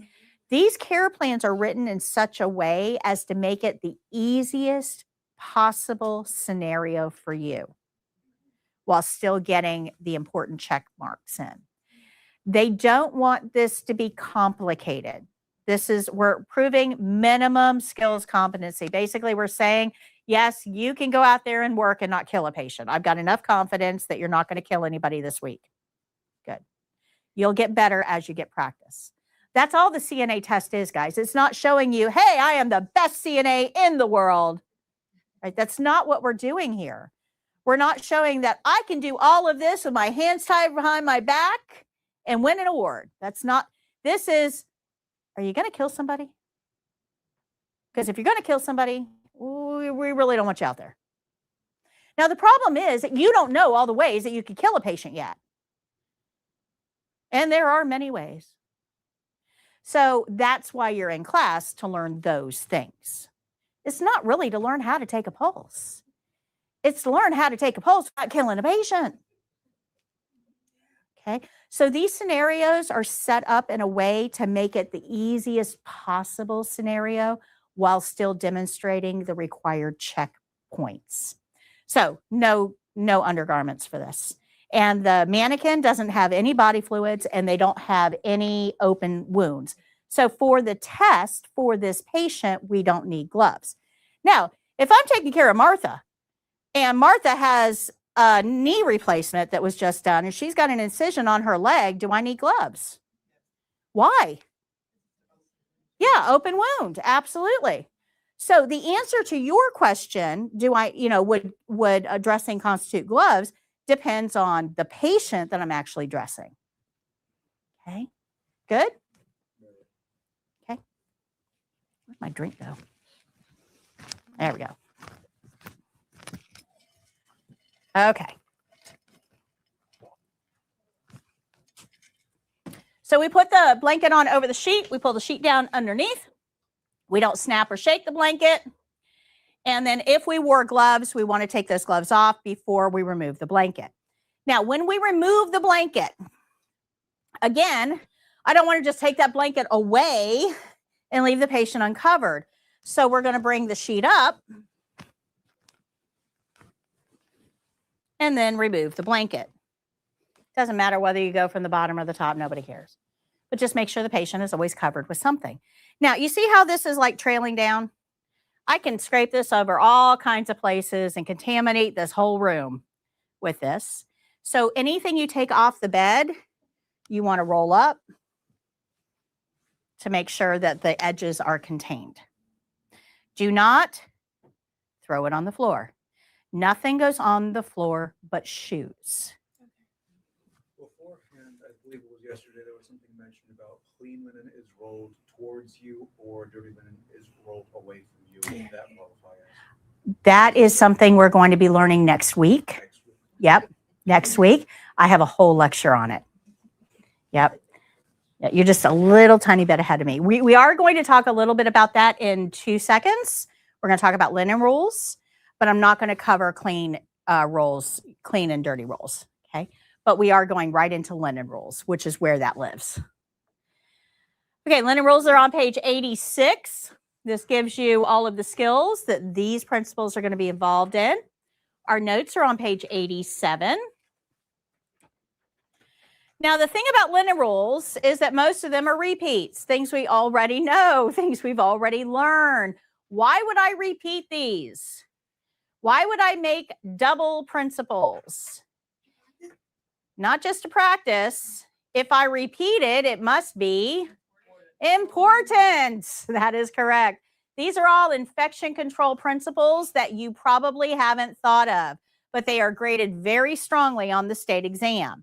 So we already know this one. Linens cannot touch your uniform. We already know this one. We have to have clean hands to get our clean linens. And we know this one too. We don't snap or shake anything. It aerosolizes pathogens. Now, the next two we're going to skip and come back to at a later date, and that's clean rolls toward me, dirty rolls away. So we won't, we'll come back to those in a future lesson. But the very last one we have to talk about is anything that you don't use. Anything you don't use has to be put in dirty linen. You cannot return it to clean linen storage. Anything that comes out of clean linen is considered contaminated the second it comes out. So if I take washcloths into a patient's room and don't use them, I can't put them back on this cart. Just because they've been in the room, they're considered contaminated. You also can't leave them, leave them in the room either. So let's say that I take a whole set of linens into a patient's room. We're going to take care of this guy. I take sheets, I take towels and washcloths, a clean gown. I'm going to do, all my work on him. I go in, I set them all down on a chair. I change his sheets, but before I can bathe him, I get called out to take care of another patient. Call light goes off. So we've got some linens just sitting on the chair there. Okay. The wife comes in. She's got 2 cups of coffee because she just went down to the cafeteria. And she trips over his oxygen tubing because it's clear. You can't see it on the floor. This happens way more than you would think. She trips over the oxygen tubing. The coffee spills on the floor. She looks around. She's not going to leave coffee on the floor. What woman would leave coffee on the floor? She looks around. She sees a washcloth in the chair. She picks up the washcloth and she cleans the floor with it. But you know what we don't have in the room? Hampers. We don't keep dirty things in patients' rooms. She's not going to throw a washcloth away. That would be silly. But she has nowhere to put it because it's dirty. So she just puts it back where she found it. Now you come in a half hour later to wash him up and you grab that washcloth. Where has it been? On the floor. That's a problem. Now, she tried to do a good job, but unfortunately, she put her husband at risk. Now, maybe there's a good inheritance for her. I don't know, but probably not a good idea. Anything that is outside of our sight is considered contaminated. Anything that is outside of our sight is considered contaminated. You have no way of knowing whether it's still clean or not. So anything that you take and don't use must go in dirty linen. Good? That is an infection control principle. All right. So now we know these principles. So let's recap real quick. Let's see how far we've come, okay, in the first week. We know to follow the, and it's not just the care plan, it's the whole care plan. And while we're following the care plan, we should be making, and who should we report them to? The nurse. Every skill starts with the opening. Every opening starts with a knock. We're going to greet our patient, identify them by name, and what do they need to know about us? Name and title. That's right. We're going to tell them what we're going to do and what are we getting from them? Permission, consent. Absolutely. Once we do that, we can close our curtain. Is our curtain clean? What do we want to do? Wash our hands, and then we can go get our clean supplies. If we have supplies, we need a place to put them. Is that table clean? No. So I need to go get a barrier. Should I get my barrier at the same time I get all my supplies? I'm going to get it first. I'm going to put it on the table, get the rest of my supplies, and put them on the barrier. What can the supplies not touch? My uniform. Correct. One of the supplies I may need are gloves. Maybe not though. How do I know? What would I need gloves to touch? Body fluids, personal skin, and non-intact skin. So if any of those things are a possibility, I need some gloves. But if I wear gloves, the first thing they should touch is the patient. That's right. Once they've touched the patient, then they're considered contaminated, and I've got to be careful about what else I'm touching in the environment. I'm not spreading contamination around, and then I have to remove them correctly. Skin can touch skin, dirty glove can touch dirty glove, but dirty glove cannot touch skin. Good?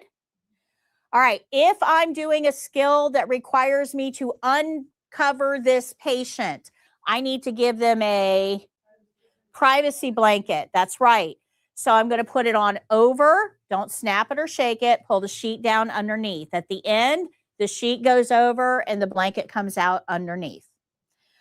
If I'm going to use linens, right? Privacy blanket is a linen, but so are sheets and washcloths and towels and clothing. If I'm going to use linens, then I have to make sure I remember that they're not just there. I have to make sure that they don't touch my uniform, that I have clean hands to get the linens, that I don't snap or shake them, and that if I don't use it, I put it in dirty linen. And then every skill that we do ends the same way. Okay. Every skill we do ends the same way. Thank you very much, Ms. Jones. Is there anything else I can get for you while I'm here? Are you comfortable? Yep. We have to make sure the environment is clean. They are covered, right? The bed is in the lowest position. That's part of clean and safe. They have their, what do we give them? Call light. And we open the curtain. And then we go clean our hands. And then if we need to chart, then we have to go clean our hands again. This is only class 2, guys. What's that? Yes. Yeah. Good point. Yeah. I forgot to offer them something. Absolutely. Good catch. Very good. So out of all the things on the back wall, we know skill rules. We know the opening. We know barrier. We know glove rules. We know privacy blanket. We know linen rules. And we know the closing. So that leaves us 4 to go. And it's only week 2. Now, I told you on day 1, you were going to learn everything on that back wall. And your eyes got really big. And you thought about, oh my gosh, I got to make flashcards. I got to learn. Was it hard? Now, I know you know it because you just told them to me. That's the difference between memorizing and learning. That's why our students do super well on the exam. Okay, good. So we're in good shape for the principles. Now let's learn about our skill-specific steps for this skill. So if you look at this is our checklist for this skill. Look how long that checklist is. Wow. If you look at this checklist, you will see that if we apply those principles, right, our opening, our linen rules, our privacy blanket, our closing, right, if we apply those, this is all that has to do with the actual dressing. So half of our checklist is already taken care of. We haven't learned anything about dressing yet, but half of our checklist already taken care of. Good? Page 98 talks to you about dressing.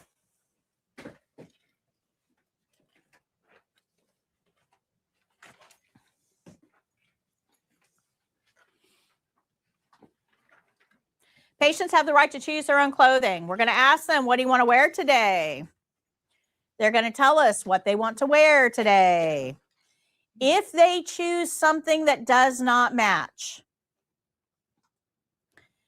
you are allowed to suggest an alternative.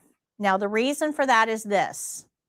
Your care as a CNA, you are judged by how your patients look. If I walk down the hallway of a nursing home and every patient is wearing mismatched clothes, nobody has matching socks on, none of the buttons are buttoned appropriately, everything is kind of mismatched, pants aren't up over their butt, do I have good CNAs? No, absolutely not. I've got CNAs that are phoning it in. That's not the impression that this facility wants to give. And that's certainly not how I want you to take care of my patients that I'm legally liable for. So when you ask a patient, what do you want to wear today? And that patient describes an outfit that does not go together, purple plaid pants and a yellow flowered shirt, and you go, no. You're allowed to suggest an alternative. You can say, but Miss Jones, that white shirt, your white shirt would go really nice with that. Do you want to try that today? Now, she might say, oh, yeah, that's what I meant. But she might say, no, I want my yellow flowered shirt. Okay, no problem. Let me get that for you.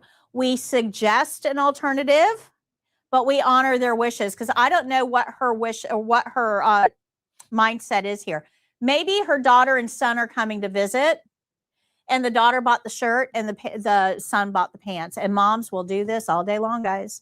She doesn't care if she matches.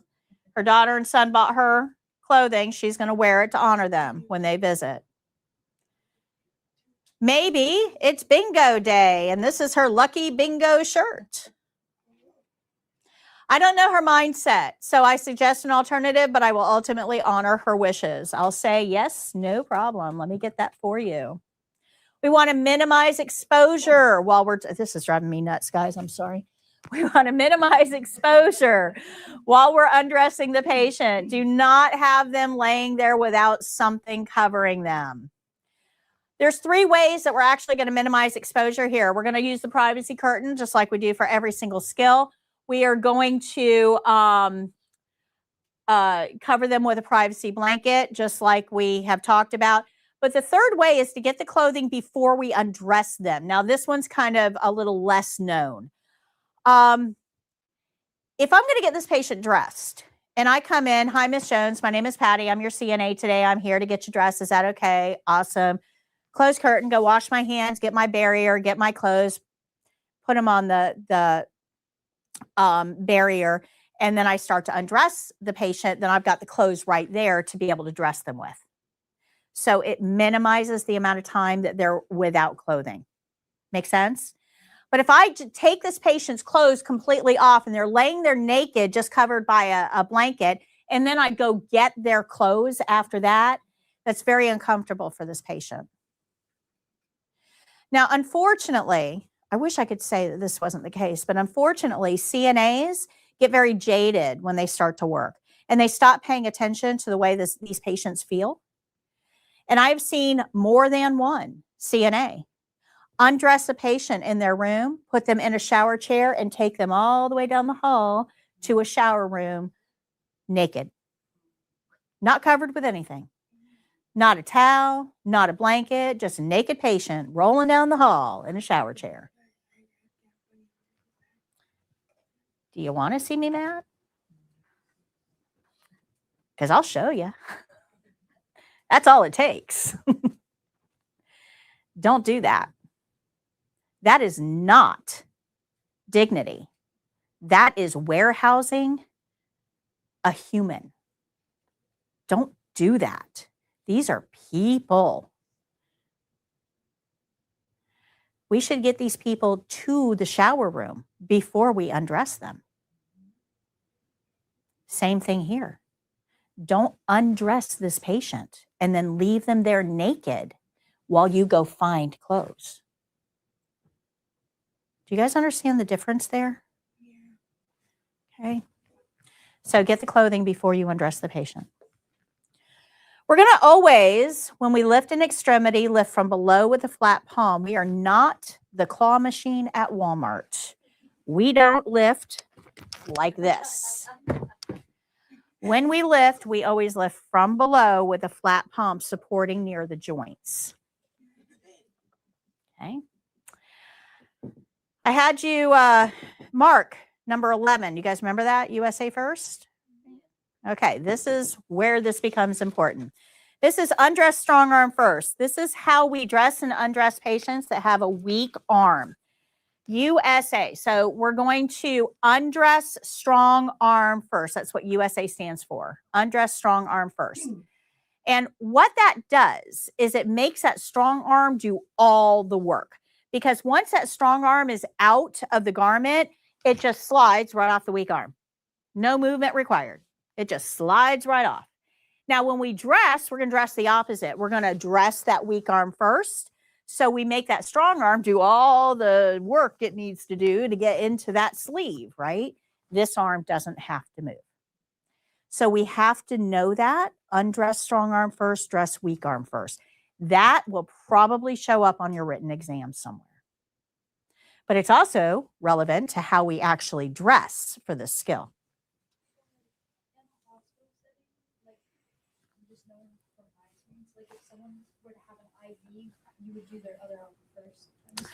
So so hospitals are a little different. And let me explain to you the difference in a hospital. We don't normally dress people in clothing in a hospital because we have tubes everywhere. So generally speaking, we're down to hospital gowns. Now, hospital gowns are designed in a way to fasten all along the sleeves. So this doesn't become really important in a hospital setting because we're literally applying the clothing around the body in a hospital. This becomes important when we're in other settings like rehabs. We go to a rehab, we wear our own clothes. And we go to physical therapy and we go to bingo and, dining room and all that. If we're in a nursing home, we're wearing our own clothes, unless it's near the end and then they may be in a gown. If we're at home, we're definitely wearing our own clothes. If we're in a hospice setting, we may be in a hospital gown, but we also might be in clothing that's more comfortable to us. That's kind of a judgment call, okay? But in a hospital itself, the clothing literally is made to be put around the patient rather than the patient around the clothing. Okay, good? Good, great question. All right, so we're going to undress strong arm first and then dress the weak arm first. Okay, please be careful. Your patient's arm is weak. We know it's weak. Our care plan told us it's weak, so don't manhandle it. Let me tell you something about these mannequins. How am I on time? Okay. Let me tell you something about these mannequins. We were a testing center here in Spring Hill when I was at my old location down behind Pizza Hut. We were a testing center for about 5 years. And this was one of the testing mannequins. So let me show you something. When I say be gentle with the patient, right? I mean, even the mannequin, be gentle. Because if you break the mannequin, you will fail the exam because the mannequin is put together with steel cables. So if you break the mannequin, that means that you would have absolutely broken a human, right?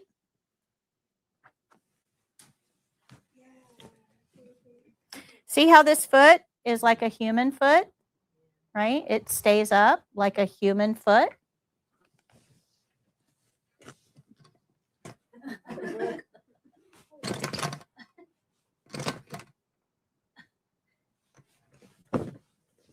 That happened during a test.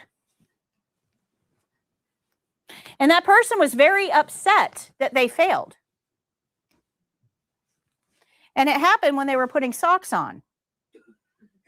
I do it on it. Why? Okay. Be gentle. Just because it's a mannequin does not give you the right to hurt it. If you do something on the test to a mannequin, the supposition is that you would do that on a live patient. And her whole excuse is, well, I wouldn't have done that if it were a real person. That's the point of the test, is to show us what you're going to do on a real person. That's like the whole point of the test. So even when you're working with mannequins, you're going to treat this mannequin as if she were your most favorite family member. Okay, good. Makes sense? I know. Okay. So your care is you're judged based on how your patient looks. So at the end, make sure they look good. Make sure all the snaps are snapped appropriately. Make sure the pants are over the butt. The toe seams are over the toes. Not all cattywampus, right? Make sure the patient looks right. Now, our care plan did say, I know we went over it like 45 minutes ago, but our care plan did say to leave our patient in bed when we're done. We're not getting them out. We're not taking them anywhere. Our scene ends here. It doesn't mean your patient's day ends here. It just means our scene ends here. Good? Good? Okay, so take a minute to look at your patient. Do they look good? Now, at the end of the skill, we don't have to bring the sheet up unless the patient wants to. They're already covered. I don't see their knobby knees, do I?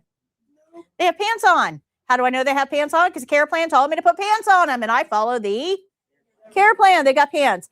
So if they want the sheet, that's fine. I'll put it on, but I don't need to because their knees are covered. We're good. Questions so far? Everything dirty goes into the dirty hamper. For the exam, you will have a hamper right next to the bed or at the end of the bed. It'll be right there in your environment. In a clinical setting, it won't be. That hamper is down the hallway somewhere. Don't hold this stuff like this when you're going to the hamper. Should anything touch your uniform? No. Questions? Okay, call light has to go in the stronger hand. Why? Yeah, weak may not be able to use it. So this, again, we have to pay attention to our care plan. It tells us which arm is weak. Make sure that the call light goes in the stronger hand at the end. Questions so far? All right, so we now know all of the principles involved in this particular skill. Let's use them to check off our checklist. We are going to follow our care plan and get that check mark. We are going to do our opening and get those check marks. We are going to decide if we need gloves. For the test, you won't need them. It's a mannequin. She's not leaking anything. Yay. In a clinical setting, figure out if you need gloves. We're going to use a barrier on the table. We're going to cover our patient with a privacy blanket. We are going to avoid holding anything up next to our uniform and make sure nothing goes on the floor. Good. We're going to do our skill-specific steps, which means we're going to undress the strong arm first, dress the weak arm first, call light in the stronger hand. We're going to get the clothing before undressing. We're not going to overextend or force movement. We're going to be nice.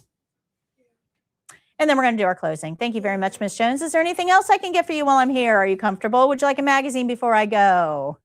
Environment's clean, bed's in the low position. Here's your call light in the stronger hand. Open curtain, wash hands. End skill. Questions? Yes. Since it's unlikely that during the test we'll be working with body fluids in any way, will we be pretending to include or not at all? Nope, there are a few skills where you are working with body fluids. All right. Mouth care, denture care, emptying the resident's drainage bag. Those are all skills that will require gloves. Yeah, measuring cord drainage bag. Yep. So yeah, we will be using gloves for some skills. I'm a Catholic, but I'm feel like maybe it might be a little too personal. But like, what if the female patient, I mean not male patient, but like Oh yeah, pericare and catheter care too. Sorry, I knew there were, and partial bed bath. I knew there were others. I just couldn't remember what they were. Yeah, I'm like, what if a female patient, like, you know, like We're going to get there much later in the program. Yeah, much later in the program. Please remember that this care plan is only for this patient. That's it. This care plan is only for this patient. This patient has a different care plan. This patient doesn't need long sleeves. This patient dresses herself. We aren't involved. This patient wears a hospital gown. Every care plan for every patient will be different because they all have different needs. Good? Got it? I'm giving you the testing care plan, but that does not mean that this is the way it's going to be done for every single patient you ever care for, ever, ever, ever. You're going to have their own instruction manual you're going to follow for them. Good? Make sense? It's really important that you get that concept. But you're going to to follow that care plan based on everything that we've learned. These things tell you how to follow the care plan. Put those two together. Are you good with that? Good? Good. All right, Jake, dressing a resident with a weak arm. I got the lights.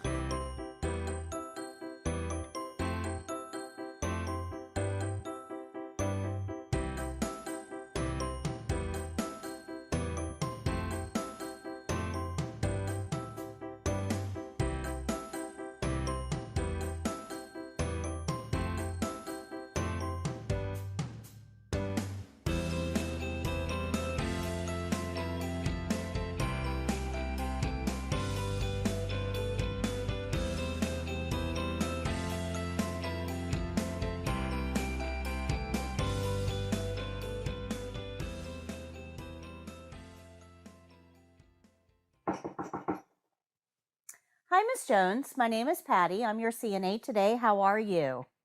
Wonderful. I'd like to get you dressed for the day. Is that okay? Very good. Let me close your curtain, wash my hands, get my supplies, and I'll be right back.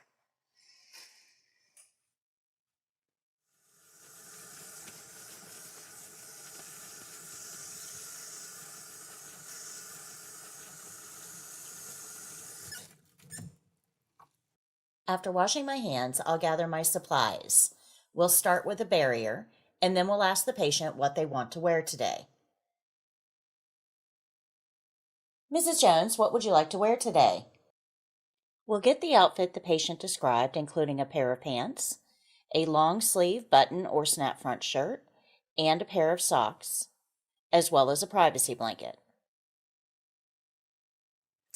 Okay, Miss Jones, I've gathered our supplies here. So we're going to start with a privacy blanket. I'm going to lay this blanket out over you. This is going to help keep you warm and protect your privacy as we do this skill. I'm going to be careful not to snap or shake the blanket. We'll put it right over the sheet and pull the sheet down underneath. And we're going to pull that sheet all the way to the end of the bed.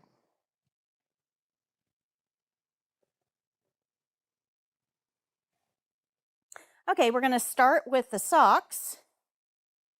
I'm going to take the first sock, scrunch it all the way up to the toe seam, and place it on the foot so the toe seam is lined up over the toes. And then I'm going to lift the leg from below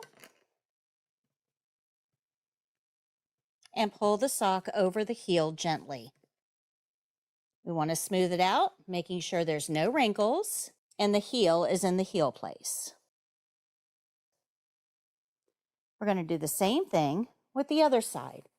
Scrunch it up, put it on so that the toe seam is across the toes. We'll lift from below with a flat palm, put it over the heel, and smooth out all wrinkles. Okay, so now we're going to put your pants on. I'm going to unfold the pants and scrunch up the leg all the way to the end. And I'll put my hand in through backwards. I'm going to hold the foot to slide the pant leg over the foot, and then I'll lift from below to slide the pant leg over the heel. We'll repeat on the other side. So we're going to scrunch the pant leg up all the way to the end. Put our hand through and hold the foot in place with our hand while we slide the pant over the foot. Lift from below to put the pant leg over the heel. And then we're going to pull the pants up. Okay, Miss Jones, if I can have you lift your hips up for me.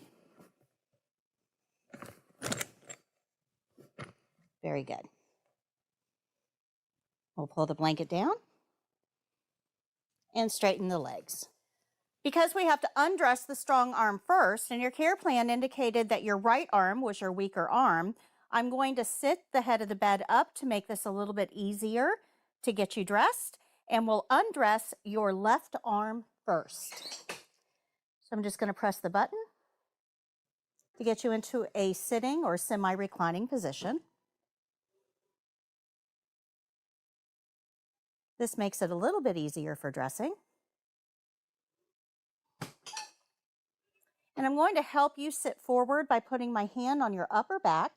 And on the count of 3, you're going to sit forward. 1, 2, 3. Thank you very much. I'll hold you in place, untie that gown, and then we'll tuck that privacy blanket behind your back as we return you to a sitting position. We're going to remove the gown from this arm, supporting at the elbow as we lift, and then resting the elbow back on the bed. We'll move the gown to the other side. Okay, so we're going to remove the gown from your weaker arm now. So again, I'll tuck a corner of this blanket behind you. We're going to remove the gown from the weaker arm by lifting from below at the elbow to extend the elbow out very gently, minimizing motion. Then we'll rest it back on the bed. The gown will be put on the overbed table. Now we'll take the shirt, and our care plan specified a long sleeve, snap, or button front shirt. This is a snap front. So I'm going to take the sleeve and bunch it up, putting my hand in through backwards, and hold the patient's hand, holding all the fingers together, keeping the elbow on the bed as I slide the sleeve over my hand and the patient's. Then we'll lift from below at the elbow, supporting, and slide the arm sleeve all the way up. We'll rest that elbow back on the bed. Mrs. Jones, if I can assist you to sit forward, I'll put this shirt behind you around to the other side. Ready? 1, 2, 3. Thank you. We'll support at the upper back as we assist her. We want to smooth that shirt down. Come on back, Miss Jones. And I'll go to the other side to finish getting you dressed. And I'll help you put your arm in this sleeve. Again, we'll scrunch the sleeve all the way up, put our hand in through backwards, and this time, Miss Jones, if you can reach your arm back and grasp my hand.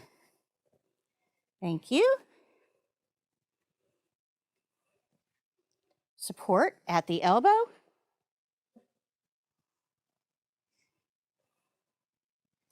And then we'll snap the shirt, making sure that the buttons are aligned properly and everything looks good.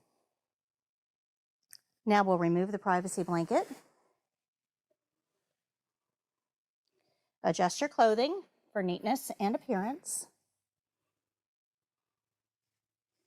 We'll wind the privacy blanket up in a ball, and I'm going to go get your gown, and we'll put these in dirty linen, and I'll be back to get you all settled. These items will go in dirty linen.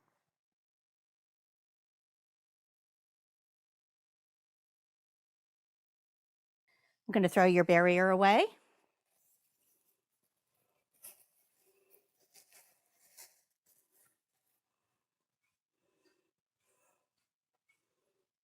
Ms. Jones, is there anything else I can get for you while I'm here?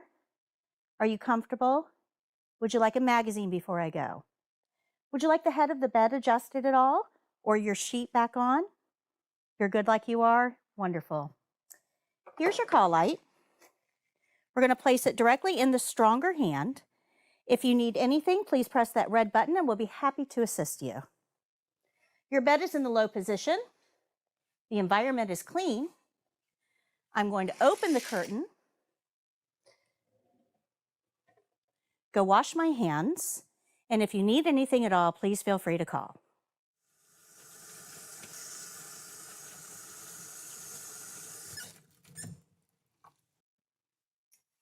After washing my hands, I'll review the care plan to make sure that I undress the strong arm first and dress the weak arm first and put the call light in the stronger hand.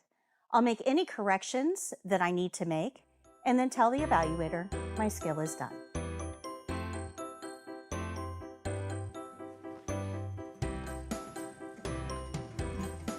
Okay, any questions? Any questions? It's actually a pretty easy skill as long as you understand the principles involved. Not much to it. Good? Am I going too fast for anybody? Okay, remember we've gone over a lot of the principles. We only have 4 left to learn now. So I'm going to go over the flashcards again. Remember that these flashcards have all of those principles, but they also have all of the supplies for all of the skills. Your care plan is not going to tell you your supplies. You have to know what's required. So up until now, we haven't really had to worry too much about supplies. As we go through, supplies are going to get bigger and bigger. And then we also have the steps for every single skill on those flashcards. All right, so let's get to our last skill for today. This is on page 76. This doesn't take long to learn. This is range of motion shoulder. Down the side here, we have our short version of the principles involved. They're all spelled out for us here. We're going to follow the care plan. We're going to do our opening. We'll evaluate if we need gloves. We have our skill-specific steps here, and then we're going to do the closing. So this is a pretty easy skill overall. Down here is our test-specific information. This skill should take somebody with your level of experience, which is none. No more than 4 minutes to do. This is a very quick skill. This is going to be done on a live patient. That means that you may be a patient for this skill. And you will be positioned in bed if you are the patient for the skill. Your patient will be in bed. Documentation is not required for this one. Step-by-step instructions are on page 77, care plan at the top, and there's no supplies for this. If we look at the care plan, it says provide the following range of motion exercises to the resident's left shoulder. Are we doing the right two? Why? Care plan tells us flexion, extension, and abduction, adduction. I'll go over the terms in just a minute. Don't panic. And it tells us to provide 3 repetitions of each motion. Can I do 10? Why? Care plan says the resident is not able to help with the exercises. So before I show you what to do, we kind of have to talk a little bit about what range of motion actually is, and more importantly, what it's not. We have a whole department geared toward doing exercises to make something better. That is physical therapy. These people are doctors. They have to go to school and get their doctorate to learn how to do exercises to make somebody better. That's 10 to 12 years. How long are we here? 4 weeks. 4 weeks. This is not us. So if we're not doing exercises to make something better, to regain function, then why are we doing exercises? What other reason would there be to do exercises? Well, we as CNAs do exercises to retain function or keep what they've already got. We don't want them to get worse. Now, let me give you an example about why this might be important. Let's say that I have a patient who goes out and plays tennis, tears his rotator cuff, goes to the hospital, they do surgery. He has had surgery on his right arm. He now has to go to rehab. Rehab is focusing on that right arm. They're doing all kinds of exercises to get those muscles knit back together and restore range of motion on that right arm. That's their focus. But in the meantime, they've got you guys to do everything else. You're helping him dress, you're cutting his meat, you're opening his milk, you're helping him with toileting, you're squeezing the toothpaste, you're doing all the things. So if physical therapy is working on that right arm and you're doing all the things, what is that left arm doing? Nothing. So at the end of the 6 weeks, his right arm is better. Great job. His left arm hasn't done anything. It is now weak. So did we really help him? No. He's leaving in the same condition he came in, just reversed. That does not help. So as CNAs, we would be doing exercises on that left shoulder just to keep it at the same level of function while he's doing other things, while he's getting other treatment. Make sense? Do you guys understand why range of motion is done now? All right. So there's two types of range of motion we can do. There's active and there's passive. Active range of motion is this. Everybody stand up. I want you to try not to hit anybody. I want you to take your left arm and bring it all the way up. Extend it all the way up like you're asking a question. Up, up, up. Straight elbows. Straight elbows. Bring it all the way down in front of you. Let's do it again. All the way up. Straight elbows. All the way back down. One more time. All the way up. Extend that arm. All the way back down. Very good. Have a seat. That was active range of motion. I told you what to do. You did the work. I just made sure it was done right. That is active range of motion. Then there's passive range of motion. Passive range of motion is when I have a patient and I extend their arm above their head, like they're asking a question, and all the way back down to the bed. I've done the work. Active, the patient does the work. Passive, I do the work. This care plan that we're looking at is passive range of motion, which means I have to do the work. Now, we already know all the principles involved here. We're going to follow the care plan. We're going to do our opening. We'll evaluate if we need gloves. Spoiler alert, you won't. And then we're going to do the closing. Do you guys remember I told you that the evaluators pair you up? So if you come in, you get checked in, I know you have range of motion, shoulder. I know that's one of the skills that you have. So I'm looking for a patient for you, okay? You have cat scratches all on your left arm. You're not going to be her patient. I'm going to pick him instead. So when I say spoiler, you're not going to need gloves for this. They're going to make sure they pair you up with somebody that doesn't require gloves. Good? Makes sense? Where do those evaluators want to be? At home, in their pool, drinking their margaritas. They're making these skills as easy as they can, because the easier they make them, the quicker they get home. Got it? All right. So let's learn our skill-specific steps. I know I've got 2 minutes. We'll get it done. It's all right. We're going to lift from below with a flat palm. We've heard that before, haven't we? We're going to support at the joints. Always support. We're going to move slowly and smoothly all the way back to the start position. Flexion extension is an up-down motion. You guys just did this. I told you to extend your arm above your head. I use that term specifically because that's part of flexion extension. Flexion is bringing it back. Two sides of the same exercise. One gets us there, the other gets us back. Good? Abduction, adduction is a side-to-side motion. So this, side to side, snow angels, works different muscles. Yes, my hand gets to the same place. If I go side to side or if I go front and back, it gets to the same place. Works different muscles though. We follow that care plan.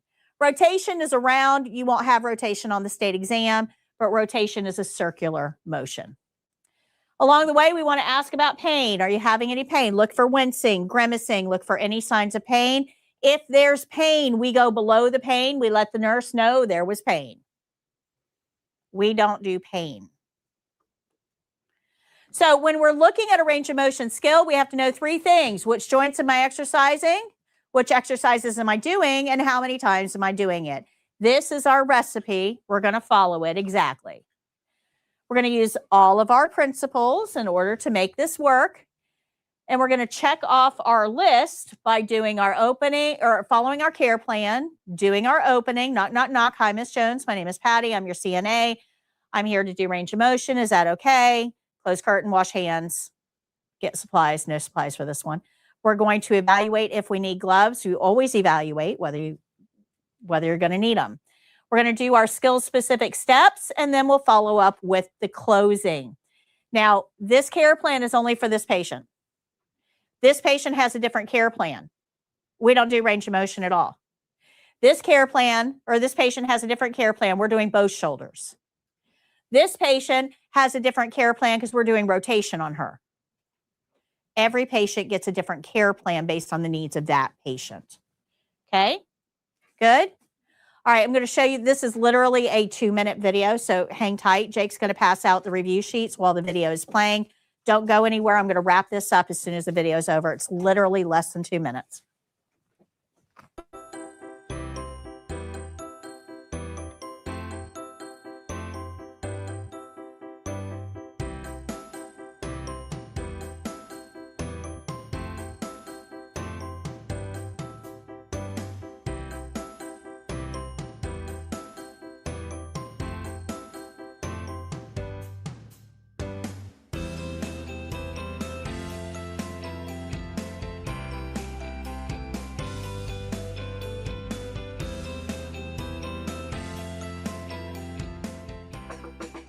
Hello.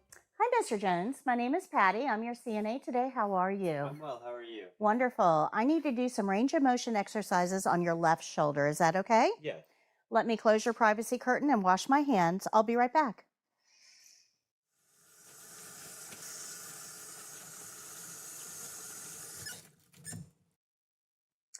Okay, Mr. Jones, the first exercise I'm going to do is bring your arm above your head and back down to the bed like you're asking a question.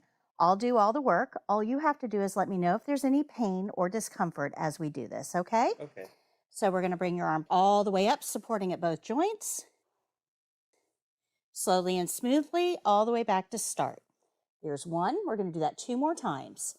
Up, still okay? Yes. Back to the bed, and 1 more. Up, and back to the bed. Okay. The next exercise we're going to do is bring your arm out and back in like you're making a snow angel. Okay? Okay. So I'm going to support at 2 joints.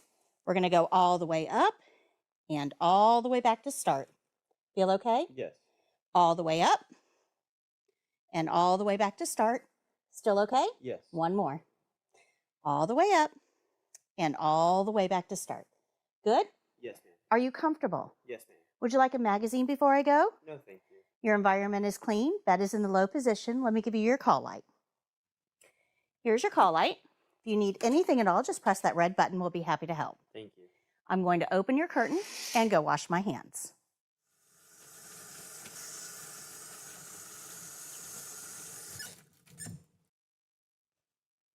After washing my hands, I'll review the care plan, think about my skill, make any corrections, and then tell the evaluator my skill is done. If I got to pick my own skill for the exam, that's one I'd want. It's easy. All right. Did I go too fast for anybody? Is anybody lost? Okay, homework over the weekend. Guys, pace yourselves. These are long chapters. Chapters 2 and 3. Don't start it at 10 o'clock on Sunday night. You're not going to get through it all. So pace yourself. You're going to read chapters 2 and 3 in the yellow book. You're going to take the tests on page 182 and 183 in the white book and grade them. You will get a wrap-up email after class today. It'll have a link to today's live stream and links to the videos that we saw in class today as well. And you remember that you also were invited into the online course, so you can access that as well. Any questions? Jake passed out your review sheet for you. Remember, if you fill these out as we give them to you, it makes your review packet right before testing. Everybody good? Questions? Yes, Jake has them, and he'll be happy to help you. All right, those of you who joined us live, thank you so much. If you got your test coming up, good luck to you. If you pass, let us know. We'll be happy to congratulate you. We'll see you on Monday for class 3. Until next time, happy caregiving. Bye.